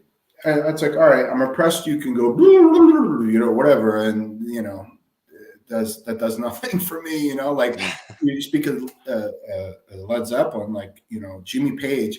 Jimmy Page wasn't, he wasn't an Yngwie Malmsteen. He was kind of a sloppy guitar player in a sense, but he played with so much feeling, great songwriting, just some of the best riffs, and that's more important. And same thing with Celtic Frost, Tom Warrior. Tom Warrior's no Yngwie Malmsteen. I love Yngwie. Yeah, he's not a But, virtuoso. but yeah, he's not that, but it's the feeling in the music, and that's more important. I know Immolation, we get kind of, some people call us technical. I mean, yeah, the music's definitely progressive, that's for sure, but it's not as crazy as a lot of people may label us as. At least we don't think so. But Yeah, but it's yeah, played like a certain way. I think that's what really is. You know what I mean? I notice with Bob's riffs, they're played in such a way that it makes it seem more technical than it is. You know what I mean? well, it's kind of like even like Piggy from Voivod. It's just like first hearing Voivod, it's just like, what the fuck is he doing? What is that? Right. And Yeah, yeah, that's what I thought it's too. really not all that crazy, but it's just, like I said, it's just the feeling and vibe. There's no right or wrong way of doing things. I mean, obviously, a band like Voivod or a band like Immolation, there's a lot of dissonance in the music, and but whatever works. You know what I mean? It's not the normal chord you would play. Like, we like our chords and stuff like that are completely different than most death metal bands. Like, we do a lot of 6-string stuff and weird stuff that people don't realize. But whatever the feeling and sound you're getting, that's what's important. Not all this fancy. Whatever. Yeah, it's not about the equipment. It's not about, it's a certain style too. And then you mesh well with the style of Bob. You know what I mean? So it's kind of. Yeah, we're definitely very we're different, but we're also very similar. Our guitar playing, or our lead playing, or rhythm playing, definitely very similar. We have differences. I'm more like and I've learned this from him. I think we both learn from each other at certain things, but it's like Right. I'm a very hard player, and Bob is actually a very light player. But I learned some of the tricks he does, and I do that now. You know, stuff like, oh, why am I working so hard on this? You know, like I actually saw an interview with Billy Gibbons from ZZ Top, and he was talking about first meeting BB King, and he said, you know, they were exchanging each other's guitars. Like, hey, can I check out your guitar? You know, so BB King pulling out to Billy Gibbons. He goes, hey son, he's like, how come you got these super heavy, thick strings on here? And Billy Gibbons is like, well, you know, dude, I have to get that big fat tone like you guys. He's like, I got thin strings. He's like, why are you working so hard, son? So Billy Gibbons switched up and plays like thinner gauge strings or whatever, but it's just, you know, and that's just in the attack of the fingers, really. That's where it begins. Everybody thinks, like we were talking about pedals, like it's a pedal or whatever. Right. Really, it begins with the hands, you know, like Eddie Van Halen, like Eddie Van Halen. You plug him into an amp, it's Eddie Van Halen, you know. Right. It's really in his fingers, you know, where that's coming from. So the Immolation sound is Bob's style of guitar playing, you know. Right. And but we have the same influences. We came up together since we're teenagers, and you know, so there's the same kind of. Ross also never really. I mean, he got more brutal as time went on with the vocal attack. You know what I mean? Like he always stayed with the really like low vocals, but at the same time, like. He got like maybe like a little more pronunciation of the word, you know, the words or the lyrics as time went on, but still kept the voice super low. You know what I mean? What I think I have to really give my hats off to Bob and Ross in particular, because to keep the band together consistently since 1988, and to keep the roots of the band still there, but at the same time to push forward musically and always kind of, you know, progress.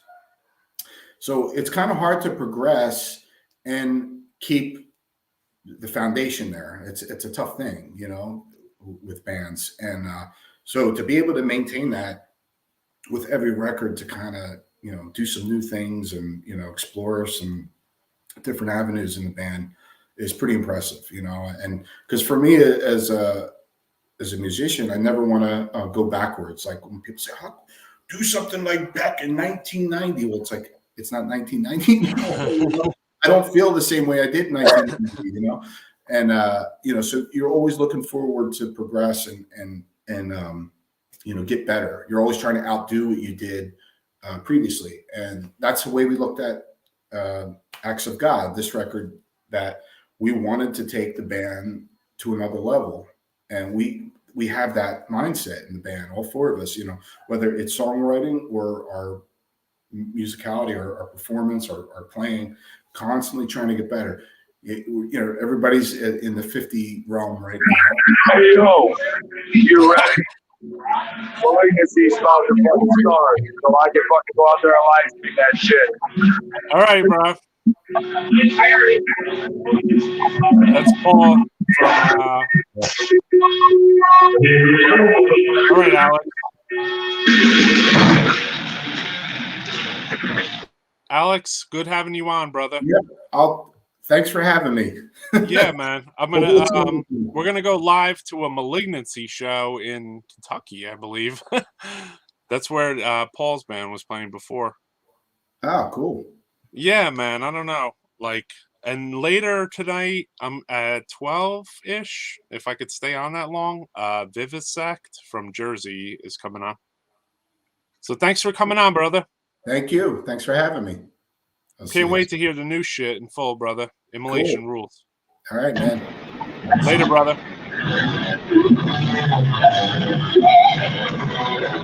So we got Immolation. I mean, we got Immolation. We had Alex from Immolation. Now we're at the Malignancy show.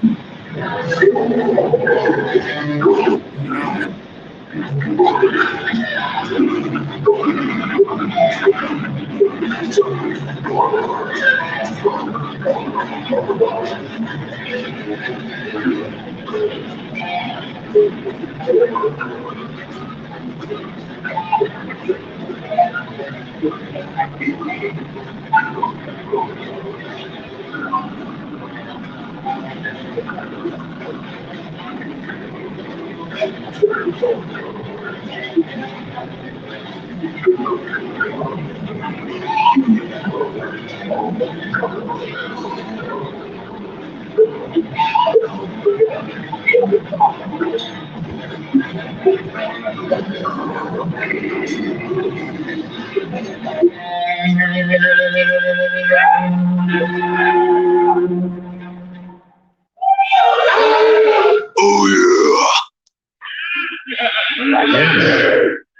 already have one, thank you. I can't drink two. Jesus, Mary, and Joseph.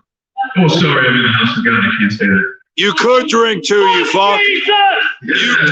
You could drink two. I could drink two, but then I won't be able to drive. Who's driving? Uber!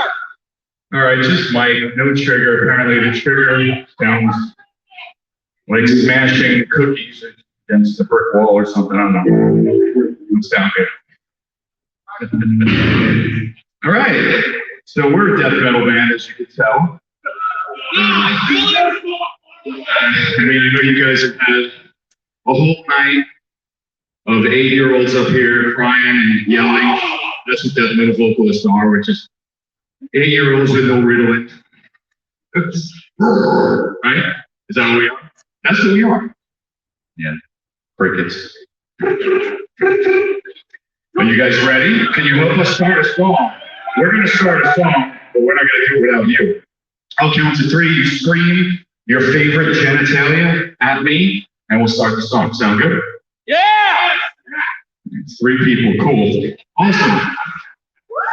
We're all ready. So loving. What's the state motto? Fuck off and die? Is that what it is? Whiskey tobacco on that! 1, 2, 3, scream. Thank you.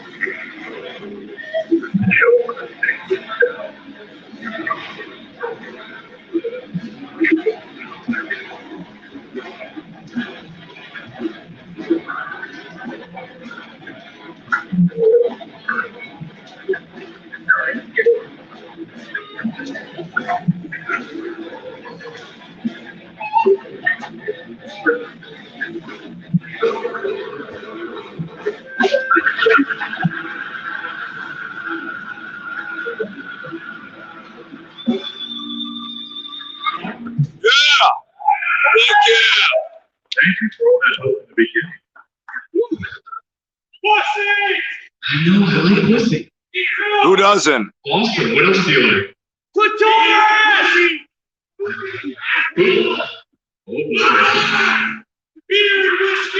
Beer and whiskey. Is that in a pussy or in an asshole? Hey, when the brown eye winks at you, you know it's ready. Right. Everybody has a favorite hole. What's yours, Alan? Yes, think about it. That hole in the bass drum, that's what he just said. That's his favorite hole.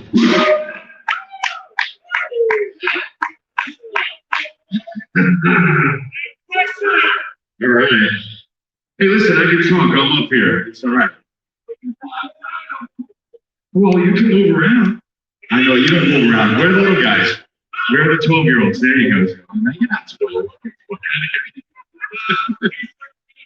There's some little guys in here running around. They were going crazy. This is intermediary cannibalism. It goes out to everybody that is over the age of. That guy's young.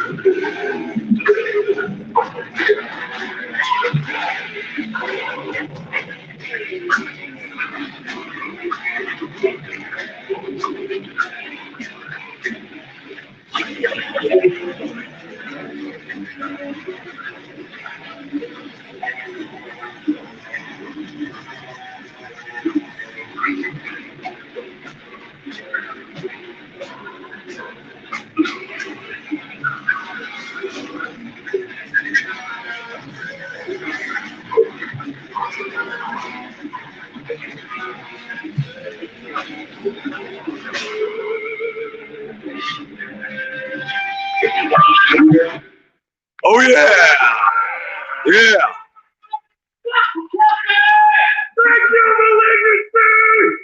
You guys rock. Fuck yeah! Bro, Jesus. Yeah, we're not skipping you, James. Don't do that. You guys want to hear another song? Also, another album?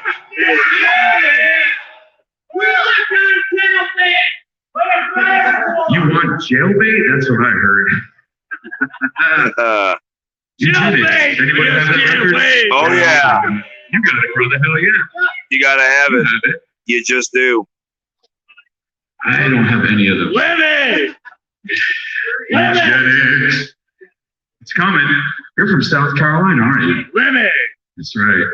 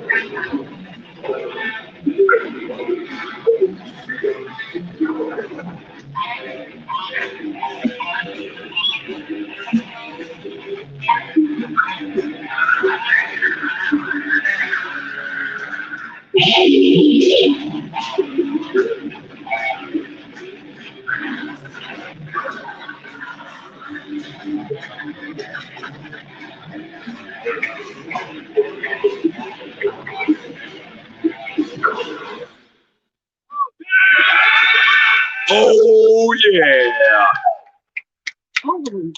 Take a swig if you got it. Fuck yeah. That's at the end of the set. We like to close our set with vagina songs. And it has vagina in the title. Who does it?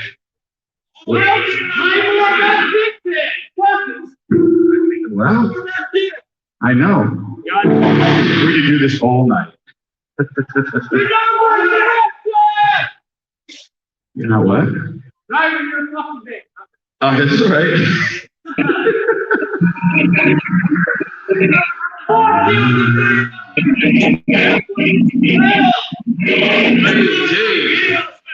Cheers, brother.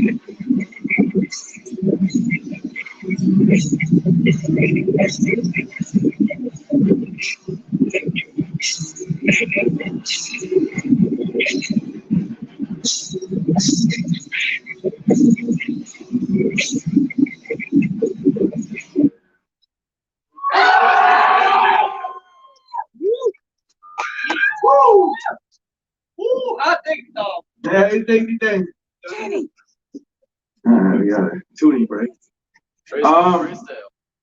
Hey man, Sandy hard. We get it up to Sandy hard, baby sack.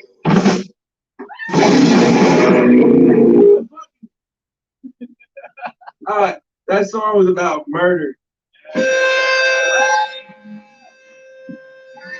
This next song goes out to our hometown of Staten Island. This one's called Bill Toll.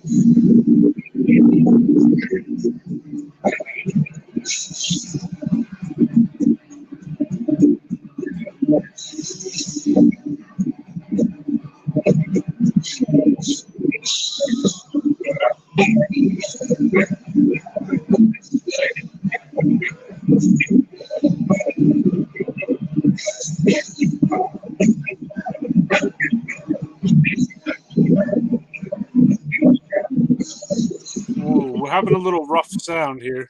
We're gonna try to jump off and jump back on and see if we can get a better sound on that one.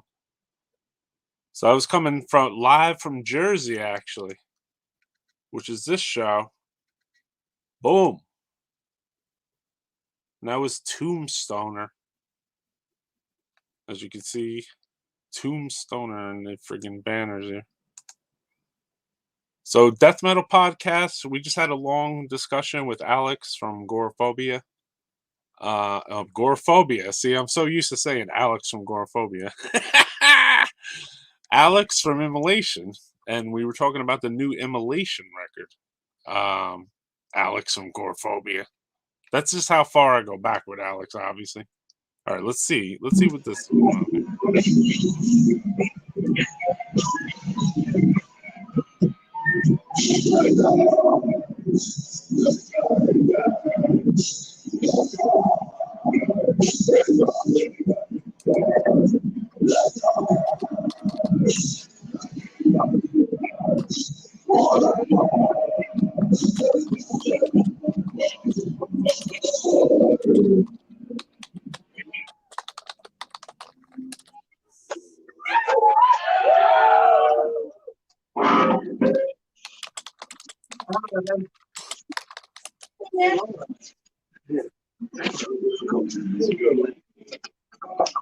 Hey guys, feeling?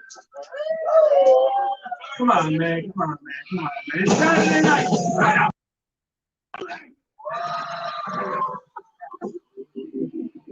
That's bad. That's bad.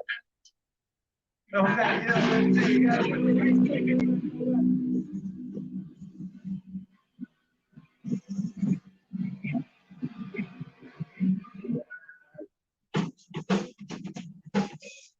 All right, this next one's a brand new one. It's never been recorded. It's called Metamorphosis.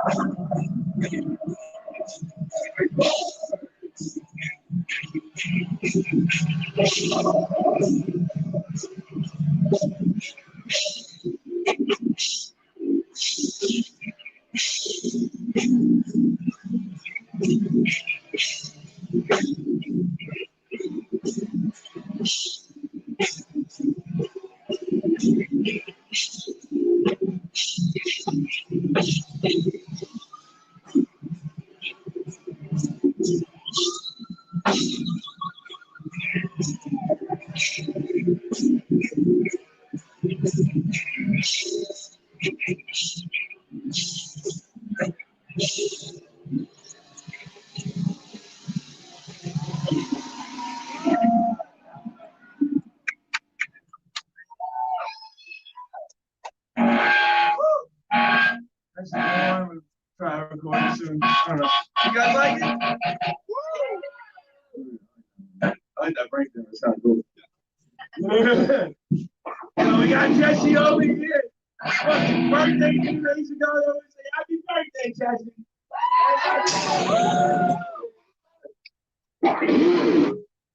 Next song is about a witch.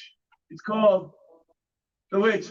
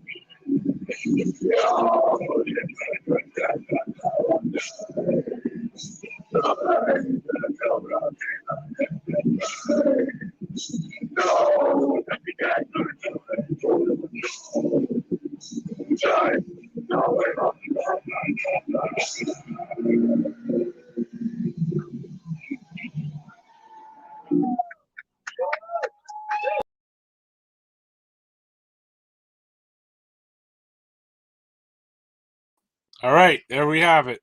We were in a show at Jersey, Dirty Jersey. We were at the TOMBSTONER show. We were actually trying to catch a stream at Vivisect. They're supposed to go on in a little while, but certain phones I could see there's a little bit of sound difficulties for some reason, because earlier in the night there was a band that played and their sound was really good actually, and then after that Malignancy was on, and as usual, I don't know if it's because the bands are so fast, but as usual the sound gets real muddy, you know. It's like cell phones, they don't have good recording devices on them or something, so that it's cool to be at a show far away, but obviously you want to hear the music, you know what I mean?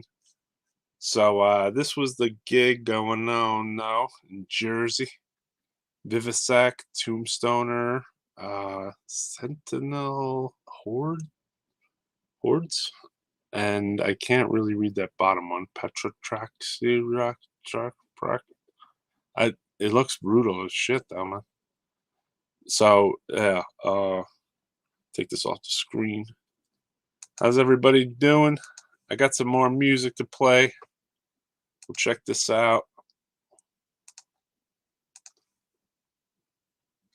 Check out the death metal, bro.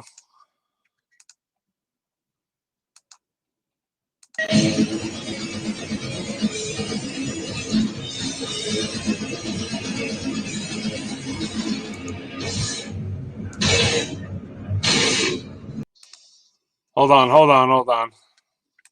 Lost that one. I lost that one. I'm an amateur. Let me try that again here.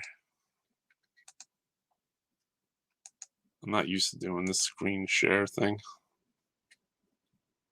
Oh, wait, you know what? I downloaded this freaking thing. What the hell am I talking about here? This band, I know the guy, and they're pretty good. They're called CEMETARIAN. They're from Texas. Check it out. Whoops.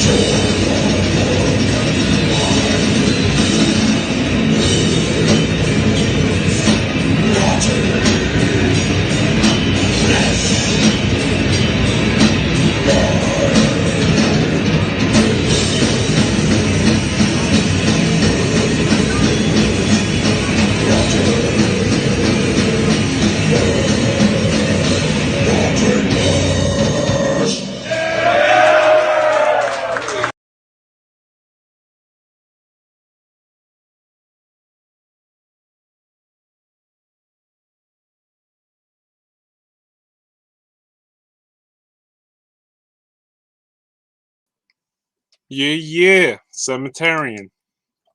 Crusty work tonight, Roy. Very crusty. How's it going, peoples? Let me take that out of there. That's going out to my man Francisco from Jamming Out All Badass podcast.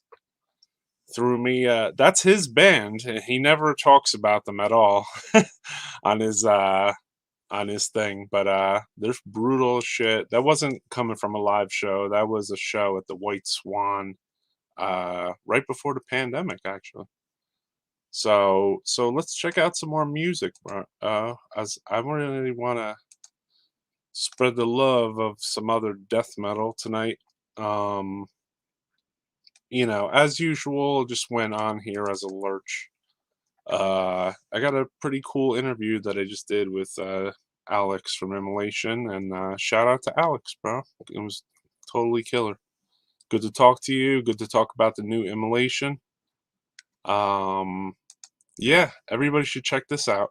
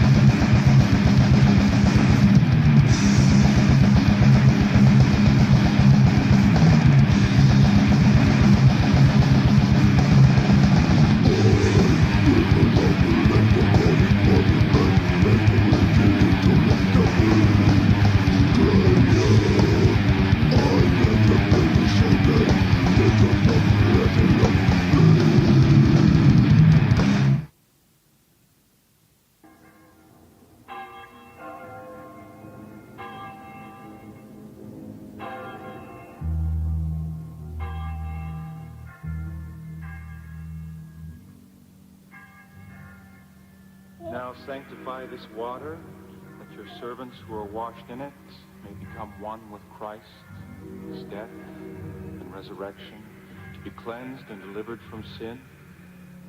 Anoint them with your Holy Spirit, that they may be born again in your church, that they may become inheritors of your glorious kingdom. Delia, I baptize you in the name of the Father, the Son, and the Holy Spirit.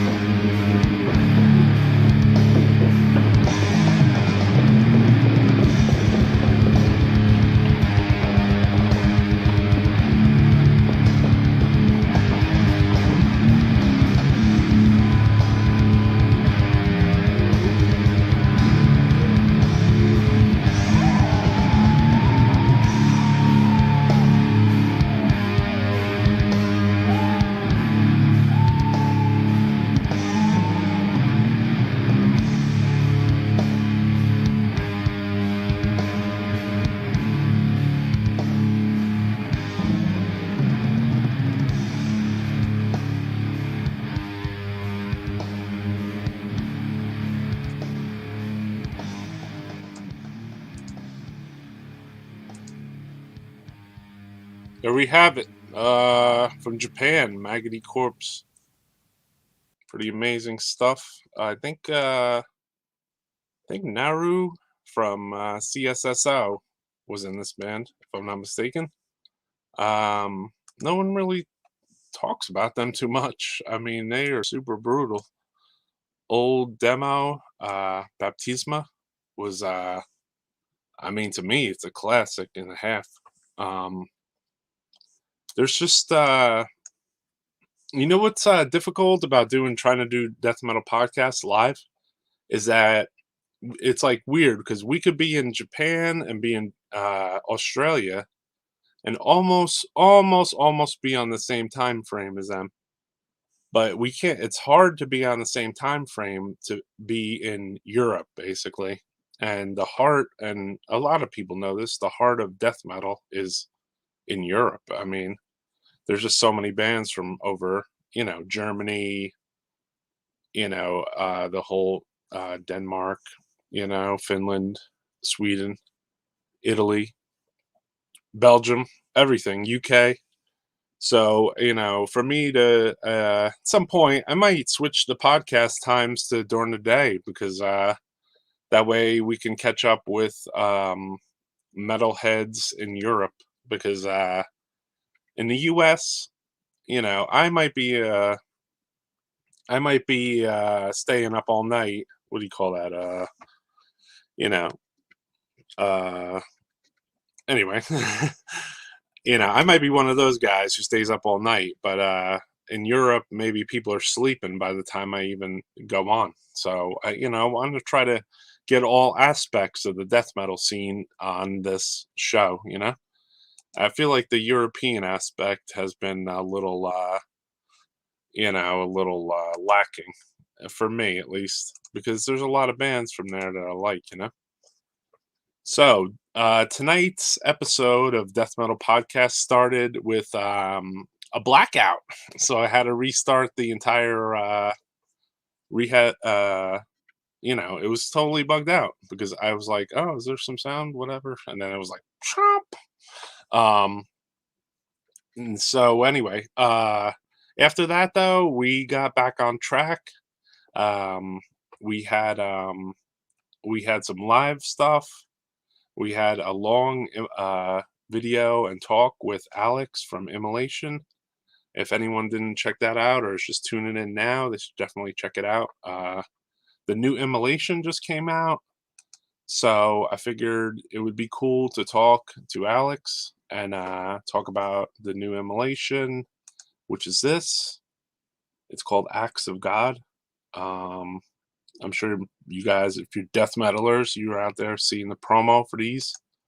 But they got a tour, actually, when it comes out, North American tour. And it's with Imperial Triumph and Mortiferium. And then the second half is with Black Anvil and Mortiferium. And then there's a finale show with Mortician, Demolition Hammer, and even Funeral Leech and Black Anvil, which should be cool. Funeral Leech. It's good to see their name on there. Underground death metal. I support it.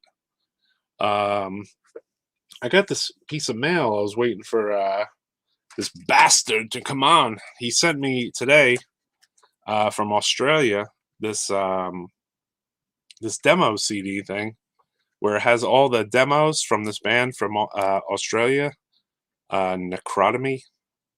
And this is the demos from 1990 to 1994. They had like the Aortic, what was it, Aortic Awakening or something? So yeah, I just got this in the mail, man. This is a freaking cool one. Obviously, Death Metal Podcast ain't always a show and tell party, but anyone that knows good metal would know to maybe try to seek this one out.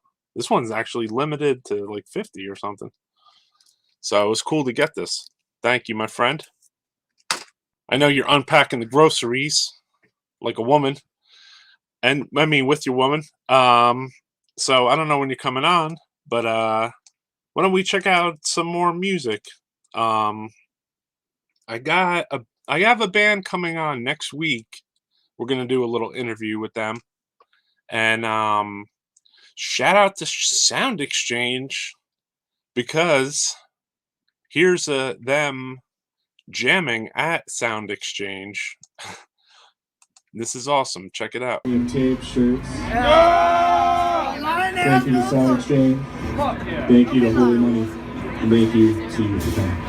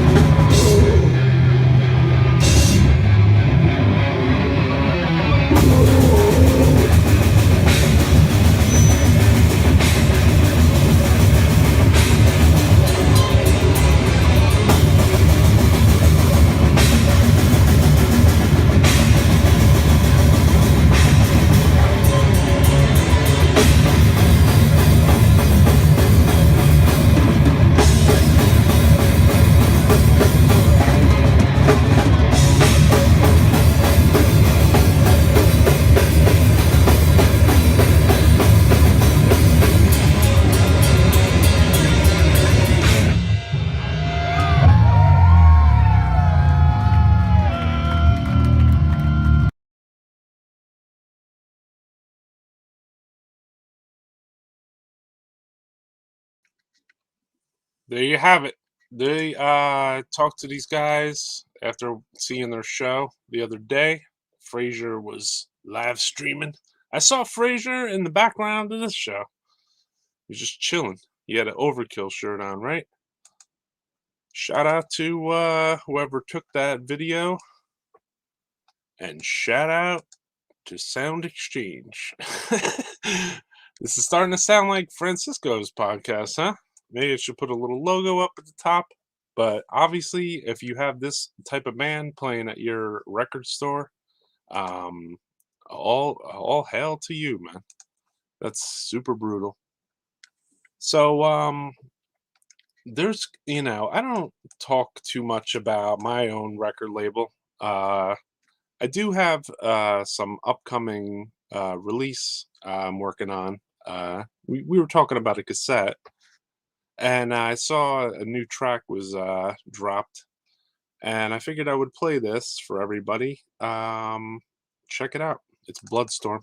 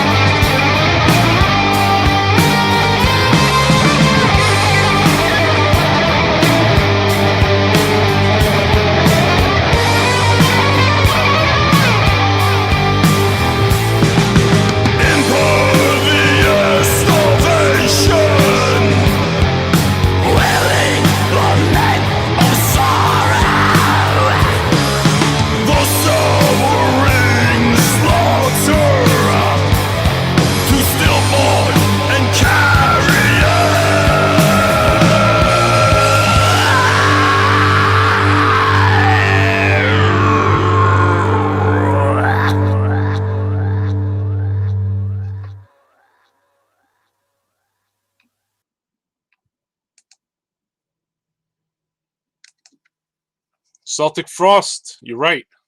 Big time. Killer though, man. Friggin' we needed another Celtic Frost anyway. The other one somehow got tainted or whatever, right?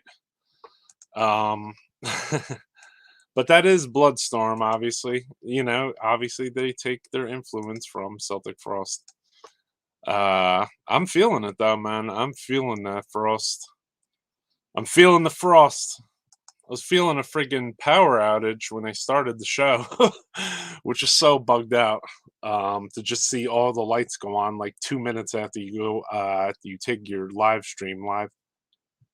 So yeah, we've been bouncing around. We had an interview with Alex from Immolation about we were talking about the new album, and we were talking about the past too, man. Just catching up on some stuff. We had Frank Gamble, who is Chris Gamble from Bloodstorm. He was in the chat talking to us too. He played drums in Bloodstorm at some point, and Necrotion. And he played drums in the earliest form of Goreaphobia, which was Infamy, which is so friggin' cool. Frank Gamble is a cool dude, man. He's a G in my world. You know, I known him from G Willikers. That's not why I said G, but I know him from G Willikers, and I know him for being in Bloodstorm, and I knew him almost what felt like separately than knowing him from Chris, even like just from his bands and the things he was doing. Cool dude, man. It's good to see old school cats in the chats. I appreciate everyone for supporting. We've been bouncing around. We were with a few bands on here. Like I said, I showed that Malignant Altar. Shout out to whoever uploaded that to YouTube. Those guys are going to come on here and talk on Death Metal Podcast. I invited them on after I watched them play, basically, or after I got a better listen to them. I wanted people to check this out because I played it on an obscure night and time. I'm not sure who got to hear it. And let me know what you think, man. This is pretty crazy stuff.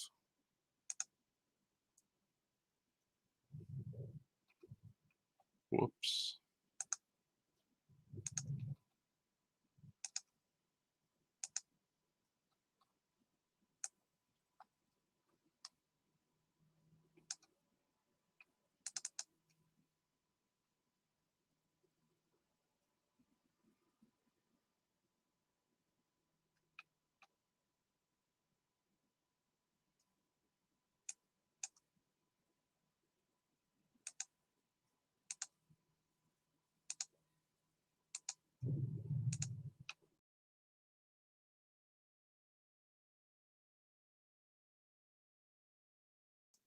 All right, maybe not. Maybe not. Maybe that's not the right one I want to play. So sorry about that, peeps. I gotta find the correct file. That one, that's a dud, man. So let me see if I can dig here. This is the only bad part about doing a podcast live. You just don't. There's music and stuff you want to play, but it might not be where you want it to be, you know?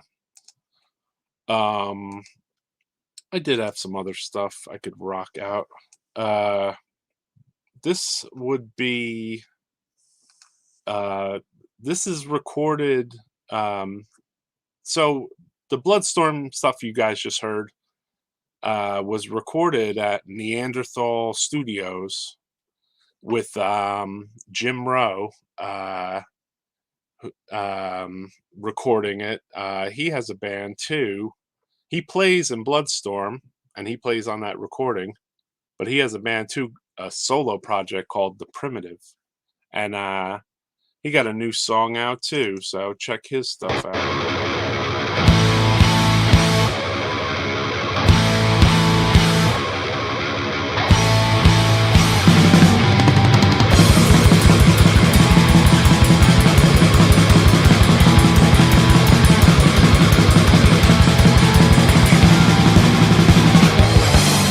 fighters burned at the stake. Sacrifice for the brotherhood of men. We have it all for you, join our clan. We took control, follow you to the command.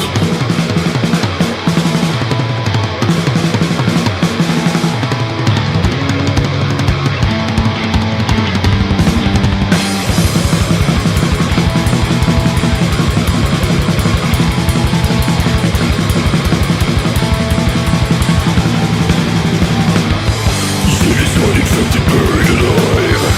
Tyranny, let the cities burn. We have it all, come and join the clan. Control, now follow you to the command.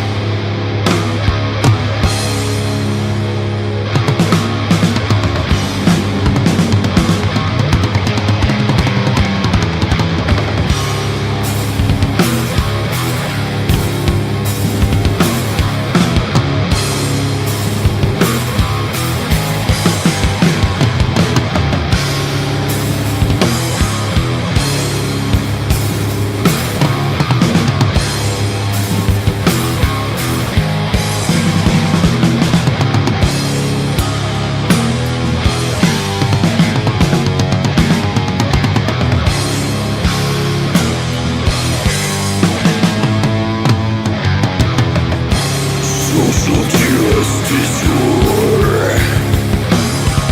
It puts insults, no leading towards enslavement. Social justice war. United in black, spewing violent brainwash hatred. Held proud and high.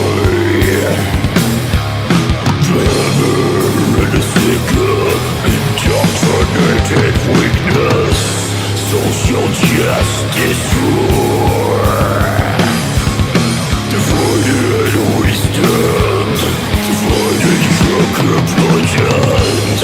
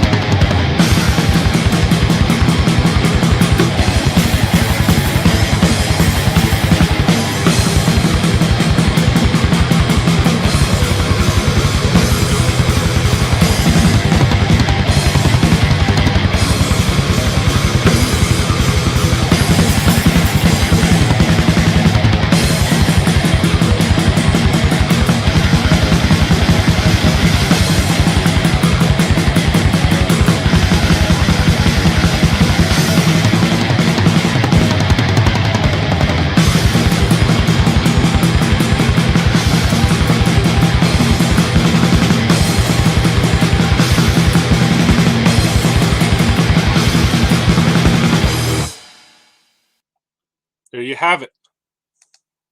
Jim Rowe, yes, you're right. The guy is amazing. Drums like crazy. Sick. The most bugged out part of all that is that's a solo project of him doing everything. So he's the drummer, he's the singer, bass and guitar, everything. Yeah, I just recorded a bunch of songs and is continuing to record additional songs. So yeah, the drumming, and you see, he's not a one-trick pony. So you know, you got Bloodstorm, who have their own thing going on, and then you have the Primitive, which I see some echoes of the Primitive back to Disciples of Mockery. I don't know if anyone else here does.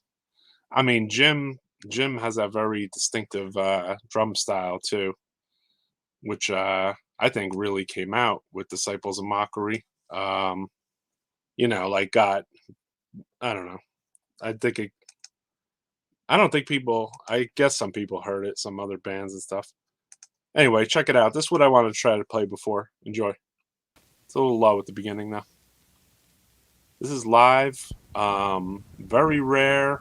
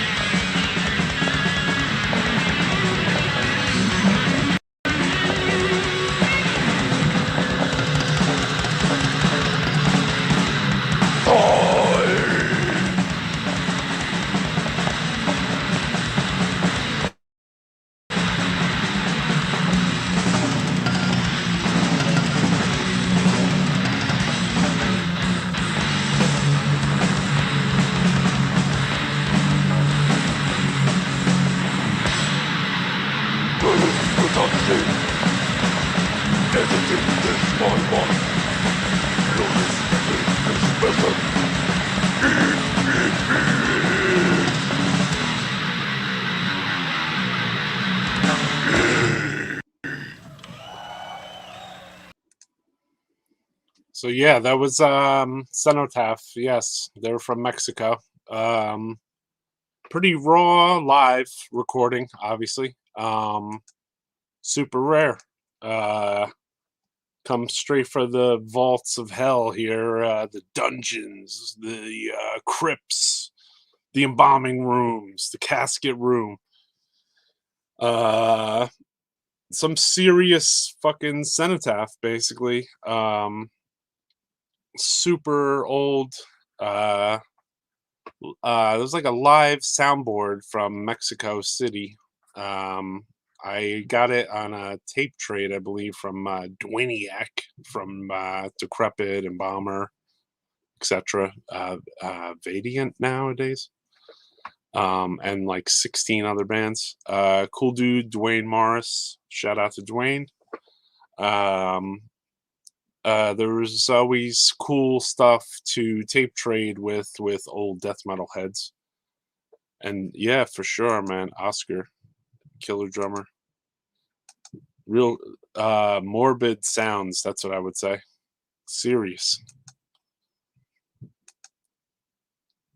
And yeah, Tenebrous Apparitions, freaking 7-inch, amazing. I actually have a live version of Tenebrous Apparitions as well. I just played that other song instead, you know. Just I got a few songs from that same gig. Sometimes the whole purpose of death metal podcasts is to try to play music that's not played anywhere. I mean, occasionally, obviously, the Primitive, the Bloodstorm, some of the older Malignant Altar videos, etc. Those are on YouTube. But there's stuff in my little crypt that I figure would be cool to share with other death metal heads. So it's cool to just to play some other stuff, for people that you might not have been able to even hear it. You know what I mean? I want to spread the music, good music, around, I guess you could say. That's been the purpose of the whole death metal podcast, I mean, obviously, I'm an old schooler, so I play more old school stuff usually. But I mean, I'm not beyond playing, or getting into a Malignant Altar or something, because I think they're brutal too, Occasionally, some newer bands are brutal. I mean, you could take either one of these records and say, like, you have this one, Shub Niggurath demos. But I mean, you can also go to something new like this, Warflurch. I mean, there's still a scene out there which is brutal. And I think most people should support some of the newer bands and at least seek out the bands that you like, you know what I mean? And support them. I try to, or if the people in the bands are cool, I might try to support them too. You know what I mean? I feel like I've gotten a lot of support over the years, and sometimes I stumble into people that have supported my record label, and I didn't even know it. And then they have a band, and they're, so I try to support back. You know what I mean? I think that's the best way. There's a lot of people that are in bands that don't support anything except their own band, I mean, I think we all know that too. But then there's people in bands, or there's fans that support everything, and then there's people that support just old stuff, and then there's some people that just support the new stuff, I'm the guy who's basically didn't leave the death metal scene. So between getting into it and 2021 right now, which will be 2022 soon, I didn't leave the scene. Where, I mean, there was, I noticed a lot of older cats had left to either have children or, regular life stuff, or they weren't into the music or whatever, or they got kicked out of a band and then they were butthurt and they went and tried to make a new band and it didn't work out. And, so like there's been, all these cycles of people, and then sometimes people come back, and then they're out again, and then, I don't know. I feel like I just watched that from afar because I wasn't in a band basically, and I could just look and say, oh, okay, you're back, your band's back. You know? So I'm like, this guy, death metal forever. You know? I'm a forever metaler. I'm not just, you know, and I'll support the new bands too, the ones I like, you know? So why not? You know, I mean, it's a small, you know, community of cool metalheads. You know, I'm not in a band, so I don't have to have any like jealousy issues or any of that stuff that I've seen too. And you know, I figure I just want to play good metal here. I'm gonna play a piece of something pretty obscure. This is something necroharmonic. I'm not gonna play the whole thing because this is you know, this is so doomy that basically people would they might kill themselves or do something crazy. I don't know if I'm supposed to say that on here, but check it out. This was pre-EVOKEN.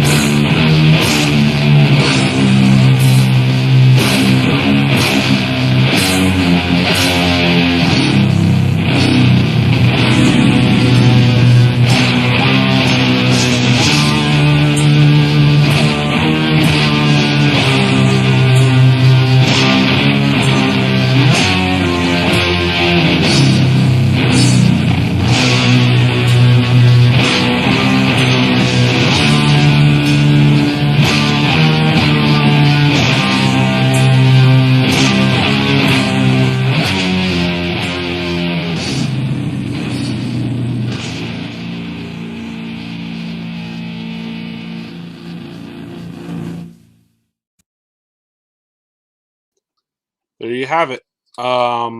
Super rare. I guess Funereus was the name of the band. Not FUNEREUS. They were cool story for me, at least. I grew up around the guys from EVOKEN, you know, and so they had I went to school with the guitar player from this band, Funereus and EVOKEN, Nick Orlando. He was one of the first, another one of the first like death metal heads I saw around. You know what I mean? And I mean death metal head, like demo death metal heads. And I remember him telling me, I'm going to start this band. You know, I play guitar. And originally his band was going to be called Asmodeus. They worked on some stuff, I believe, as Asmodeus. I'm not sure if they recorded any. And then they did Funereus. Very a similar you know, not pattern, but like the style they were going for obviously was doom. I mean, total slow, you know, just the most horrid doom. They didn't even call it funeral doom then. It was like later they like kind of called it that, you know. This sounds good. What kinds of phones are they using? Yeah, for the live stuff. So anyway, the dudes, you know, from EVOKEN, they had, you know, Nick was a friend of mine, and then he was in the circle of like Ronnie Dio from Incantation. I think he lived in Newark. And then I lived in Kearney, which is just like next to Newark. So, but Nick went to my high school with, and we shared some high school classes. You know, he always told me I'm going to start a band. You know, I remember hanging out at Ronnie Dio's house, and we were mad into disembowelment at the time. So Nick wanted to take his direction towards disembowelment type, you know, but he was into slow stuff too. Me and him would get down with some Blue Cheer, you know, even before that, I believe. You know, come to my house and listen to some Blue Cheer records and just take in like all that doom, you know. I mean, even though that was some stoner rock doom, the Funereus is you could see in a weird way, you could see that the precursor of the EVOKEN is there, you know what I mean? And EVOKEN still an active band, multiple albums now. I'm sure most people know. What do you call it? After time, you know, obviously had they morphed into more, you know, a little bit of, you know, keyboard for mood, and changed members around a bit. And then the Nick Orlando, who's the principal songwriter of this stuff, he departed the band a couple years ago. And as a side note for our other fans, Nick Orlando also was the orchestrator of Funereus. So he was the originator of the band Funereus as well, and wrote the music of Funereus, basically, both albums and the demo stuff. Real talented guy, man. I think, you know, it'd be cool to get him on here to talk, because super talented guy, multiple killer bands, you know, EVOKEN, the Funereus, Funereus. I mean, you know, I don't know, you know, there's not too many people that have played in the styles too, like, you know, the change of style between like Funereus or EVOKEN is, you know, it's pretty big, I think, you know. Always really riff oriented dude, so, you know, they're totally killer. I agree. Funereus kills. I put out their first release, Funereus, which is cool, and it's always been cool to know these dudes. I introduced EVOKEN to their drummer, man. He was a drummer in my little band. So yeah, it's a small world, and it's so cool. You know, in our death metal scene, you know, it was cool. On that note of my town's death metal scene, I think maybe people saw, you know, on the internet that I'm gonna be putting out a Disma release. So yeah, that's on for Necroharmonic. If you checked out some of the other live streams or the interview with Bill from Disma, there's some new Disma on there if you want to check it out. That's going to be coming out when the art is pending at the moment. So yeah, man, it should be cool. I am trying to work more with a lot of bands that I know, and there's bands I'm not directly like neighbors with that I work with too. But some of these bands that I know, I find it easy for Necroharmonic to put some releases out with them. I've done it before in the past, with your Disciples of Mockery, Womb, Incantation, Mortician. The list goes on, Funereus. So in the coming year, you're going to see more of that too. You're going to see some of those bands and some other bands that were in my circle of friends, and I'm going to try to bring to light more, death metal from either most from New Jersey or New York, or what was my local scene, Philly.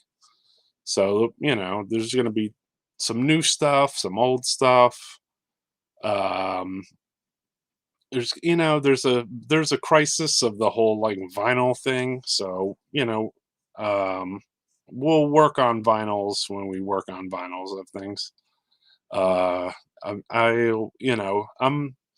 I'm a person who's into music basically. So like I want to put out music. I'm not concerned about like these formats, you know what I mean? Like, because people get too caught up in that. It's like, what you worried about money? I don't understand. Like, or vinyl collectors, you know what I mean? Like, what happened to listening to music? I was thinking about this the other day, like the collector.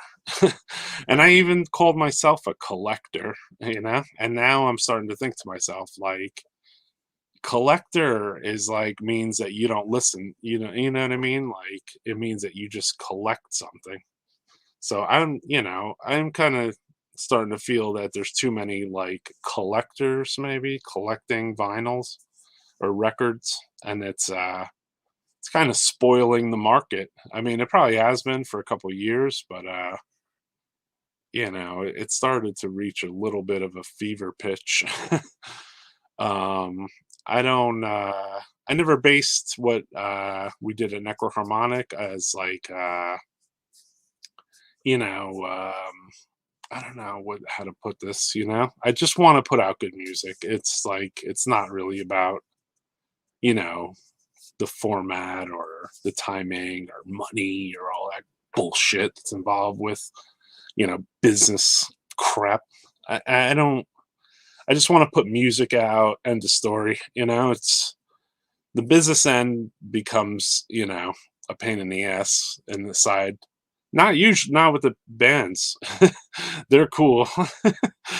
It's just the whole, and also the other businesses that want to be up in your business, which that's probably the worst part of all of the business aspect of it, So, I mean, I try to respect other record labels, and, some respect me, others want to be in my business, and then others are not even in my business. They're just straight up jack boys, I would call them, they're not even into music. Basically, they just want to sling like 6 releases out every like month or two.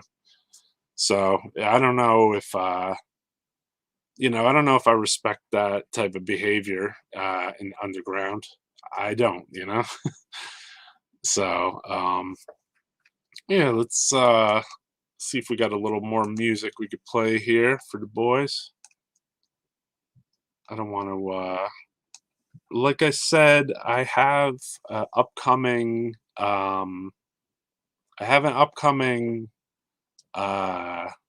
it's probably going to be next weekend. We're going to invite on this band. So check this out. They just put out their album this past week.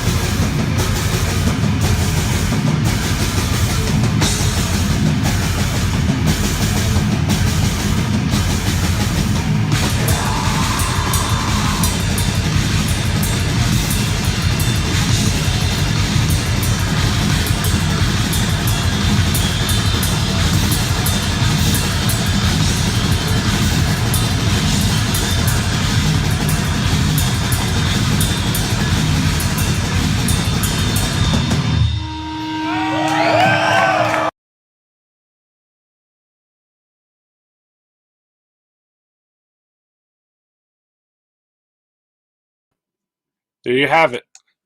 So that's what Fraser's video would have looked like and sounded like if he knew how to work a camera. But I don't think you know what? I don't think it's Fraser with the camera in now. Since some dudes were at some other shows tonight, sometimes the sound was one way and sometimes it wasn't. So shout out to Fraser for trying to film Malignant Altar and Oath of Cruelty. I appreciate that. Shout out to Aaron for shooting Mortician. Shout out to Francisco for being Texas. And shooting video too for Death Metal Podcast. I appreciate all you guys, bro. It means a lot. This week, yeah, just I guess Immolation was relevant to me, and I was digging the Malignant Altar release. There was a couple more things that went on this weekend. I know Mortician played up by me, which I saw some video of that stuff. Looked killer. There was a show tonight with Mortician in Brooklyn. We just had Mortician on video not too long ago, so I figure, you know, want to play some other stuff. We were trying to stream at the Vivisect show. The sound was a little messed up, so I don't know if they're still due to go on, or I see 17. All right, so maybe. All right. So I don't know why I have this Malignant fucking Altar thing on me. But yeah, those guys are gonna come on and talk too. Also, I wanted to say, Death Metal Podcast is not sponsored by any record labels or any of that stuff. This is just pure fandom and death metal, whatever. You know, I don't put Immolation on here because Nuclear Blast hooks me up, because nobody hooks me up basically. I don't put Malignant Altar on here because Dark Descend Records hooks me up. I don't put anyone on here because they hook me up. You know, I noticed since I started doing the podcast, there's been people trying to hook me up, you know, but I'm going to listen to and put on here what I think is good music, and not what's fed to me through people that think they're going to, you know, ride on this coattail, you know. If you're good, if your band is good, or you're a cool dude or whatever, and it fits the format or the show, then yeah, maybe I'll play it, you know what I mean? But if it doesn't, I mean, yeah, I don't know. Like, it's just, I didn't really do that to get all about that. I did this because I wanted to just play good music with people and talk to people, basically. So I don't want to, you know, I don't want this to be, again, I'm just going to throw that out there. I don't do this as a plug for anybody, you know? Like, I have Immolation on here because I know Immolation. You know, I have, I don't even know Malignant Altar. I just happen to be listening to them recently. I know them from like a year or two ago when they put out a demo that I thought was good.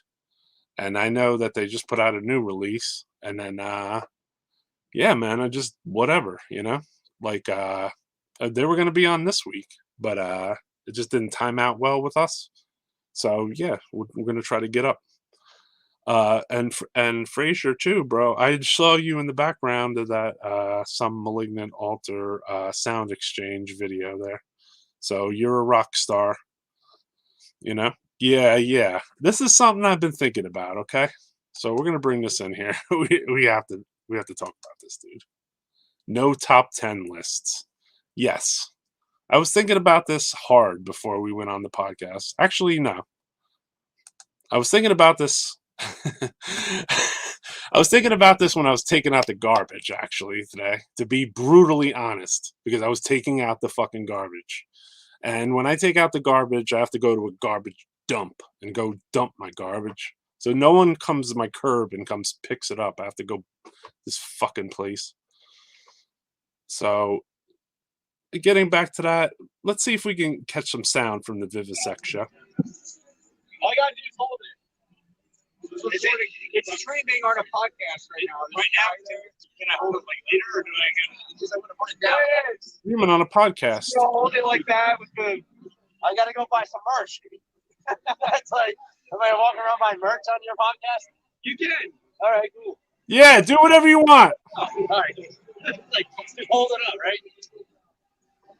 The fuck up there. Buy some merch.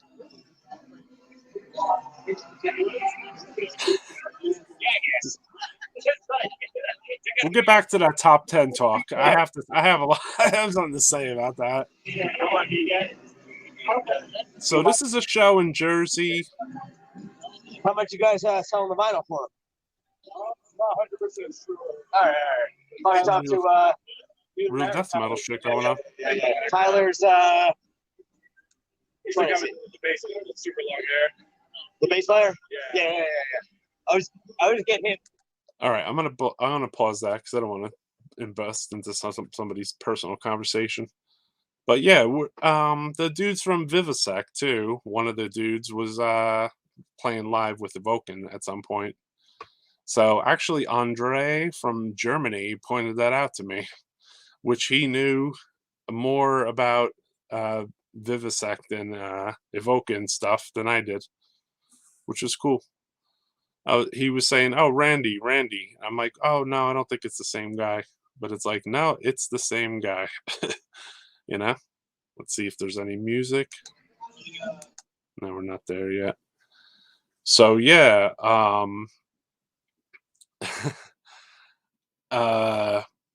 there was another show I wanted to announce on here, which I saw it's kind of in the future, but I wanted to show this. I saw this announced recently. So Armageddon Productions, they're the ones that threw the Mortician show tonight. They got a show with Deceased coming, Anthropic, CENOTAPH from Mexico, Nunslaughter, Blood Feast, Impaler, Ars Kingdom, Eviction, Insaniac, damn. And I see Sacrificial Blood in there, and Aggression. I don't know if that's the Canadian Aggression. Oh, that camera angle got weird as shit. I got it. All right, maybe not. But we'll watch for lights and action. We like when the fights break out on here. All right, maybe there is something.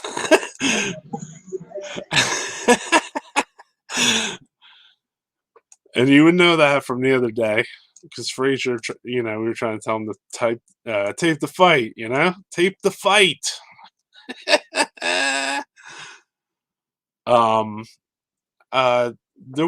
There's been a couple shows in Jersey lately, which is cool to see a thriving scene happening.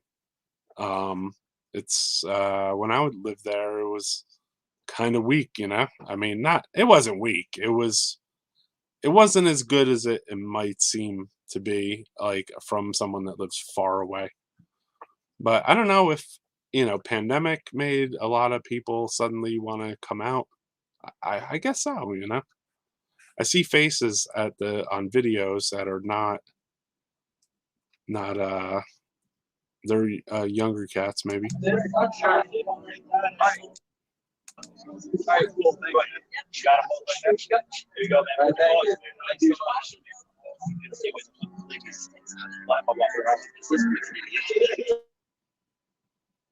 I see some merch being sold. This is a real metal show. You're selling merch in the dark. Before the fucking world blew up. What merch did you buy? Down in Philly. Yeah. Yeah, we're doing this thing too. Yeah, it was a great show, man.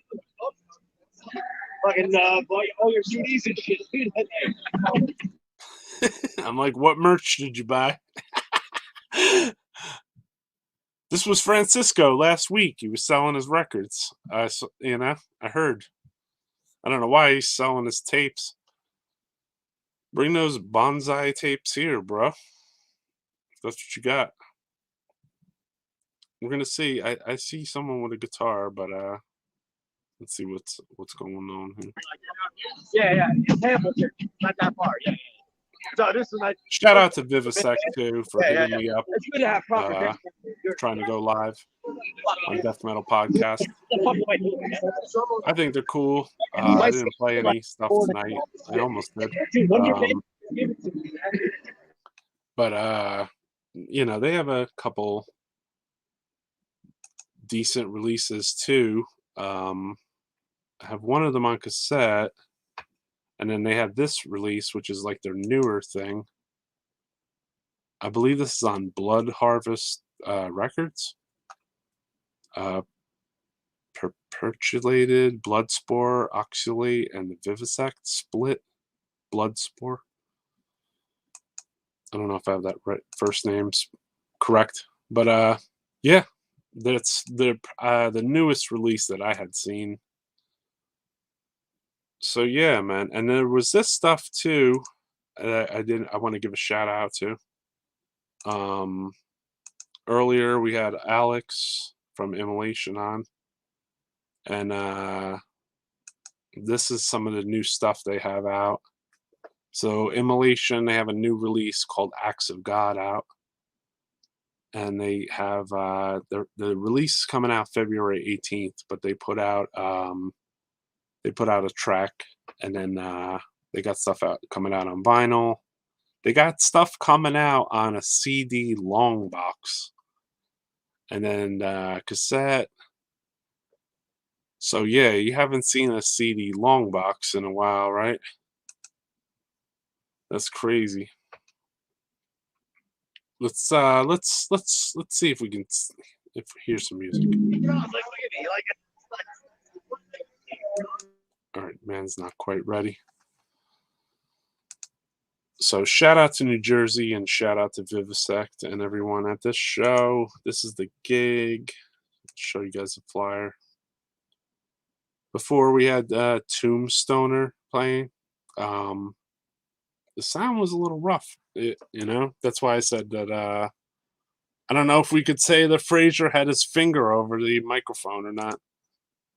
Different cameras are different cameras.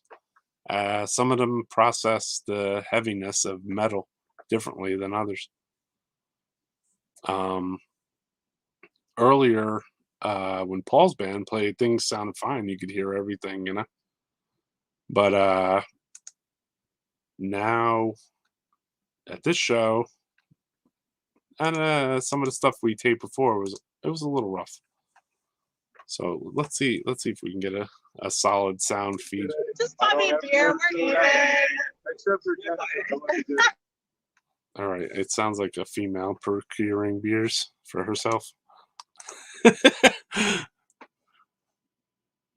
Yeah, you're not at a show tonight. Yeah, you're on this show. This is in Jersey. You know, pretty bugged out lineup. Brutal. I think it's good to see brutal shows going down. I'm all about brutality and death metal podcast playing some. I didn't even do this to play live shows. I just happen to, you know, do it if it happens or whatever, you know. You know, it's cool to come on here and talk metal with other people too. And then it's cool to do this, and then it's cool to what, you know, sometimes I don't find cool is just some dudes or whoever's big face just like up on the camera, and like they're just like stuffing merch at you, you know what I mean? I mean, it's interesting if the person knows a lot about the bands, which they usually do, almost to a nerd-like capacity. But I mean, it's like I didn't never want a death metal podcast to just be like the focus, like just like on my face the whole friggin' thing, you know, like unboxing stuff and just half the screen is like my face or whatever. I think that's kind of weird, dude. Just to be honest, I mean, maybe people like to look at themselves. Maybe I'm just so ugly I don't want to look at myself. I want this show to be about the music, obviously. So let's see where we're at here.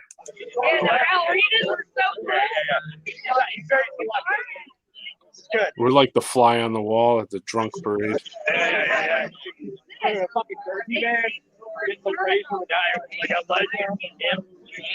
DRI was playing tonight in Texas. Yeah, who's that DRI? They don't even have the show. It ended early last time at the other show. All the shows end early in Texas. I mean, I know where it is, but it's like, I know that they did a show in New York tonight, and it was over at 11 o'clock or something, or so, the Mortician gig. And I believe the other night when they played, the show was over at like 11 or something. So yeah,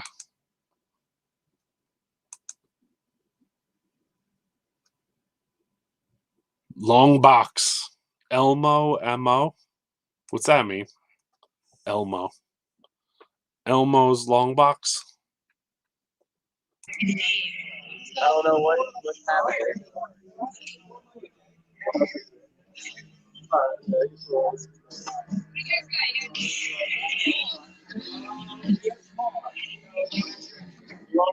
Death Metal Podcast, Ross F. There's no. We're chilling at a show in Jersey. Vivisect hit me up. Cool dudes. They I have some of their releases. I have like the rehearsal demo and their demo. I've been following them a little bit, and I asked them to come on at some point. Because it's just the cool bands, man. You try to support the cool bands. Sometimes some of the other podcasts, they look like a big commercial for like whatever free stuff they got. You know what I mean? And I don't roll like that, basically, because that seems like some type of bribe or whatever. I just go on here to talk, basically, and then if there's people into the same metal, then yeah. I know you were talking about the Immolation, Fraser. It's cool. I know you're gonna cop that, bro. Did you make the pre-order? Does Fraser do a pre-order? Is the question. We should take bets on this. Oh no, maybe we shouldn't do that. We can't probably do that. Let's see if there's any. I could go in the bathroom, right? Yeah. Like Oh, I didn't think about that one. Damn.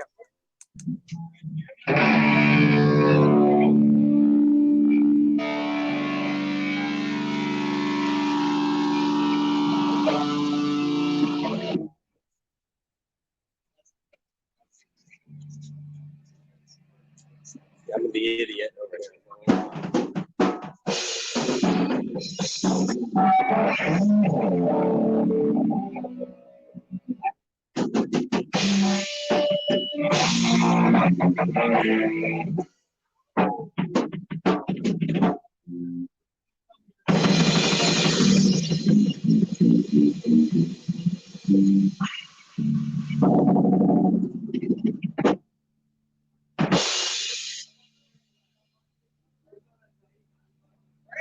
You have a lot of egos, dude. You might want to add them.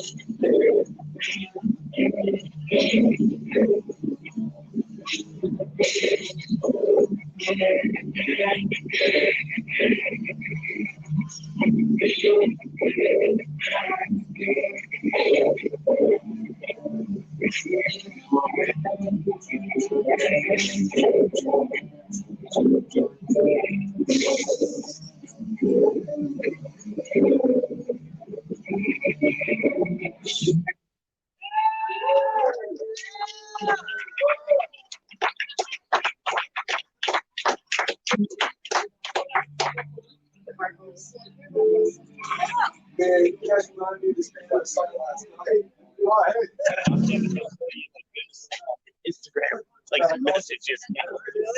Cheers. Yeah, just pop it up.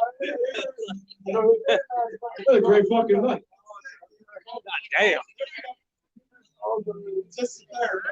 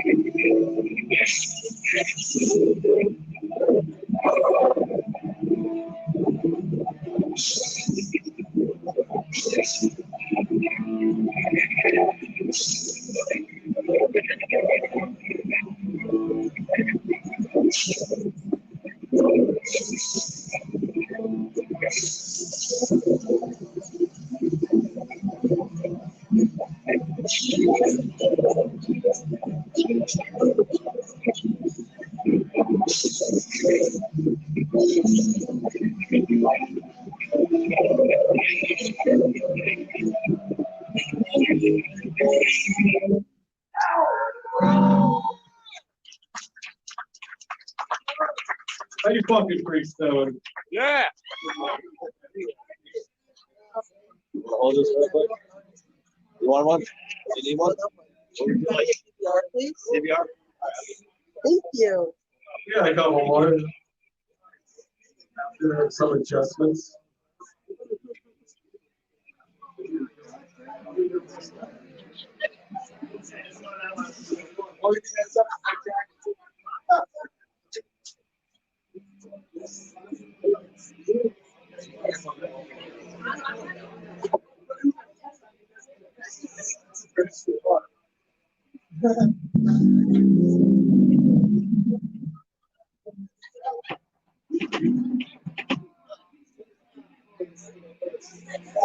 I wish I didn't see that.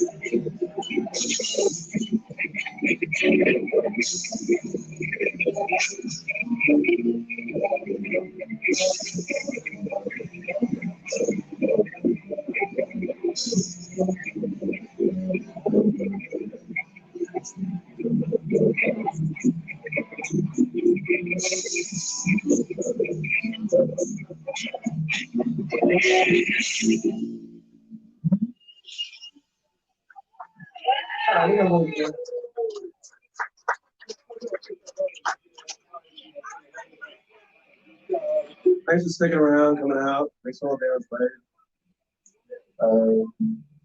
We got merch in the back.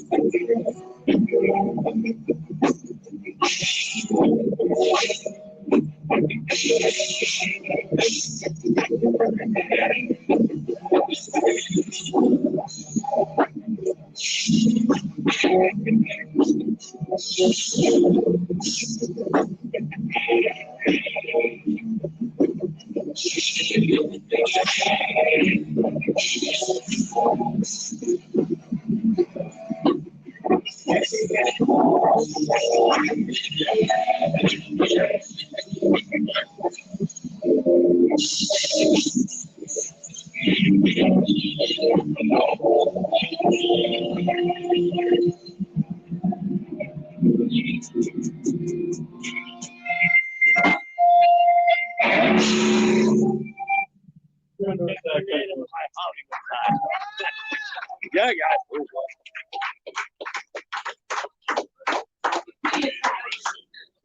guys.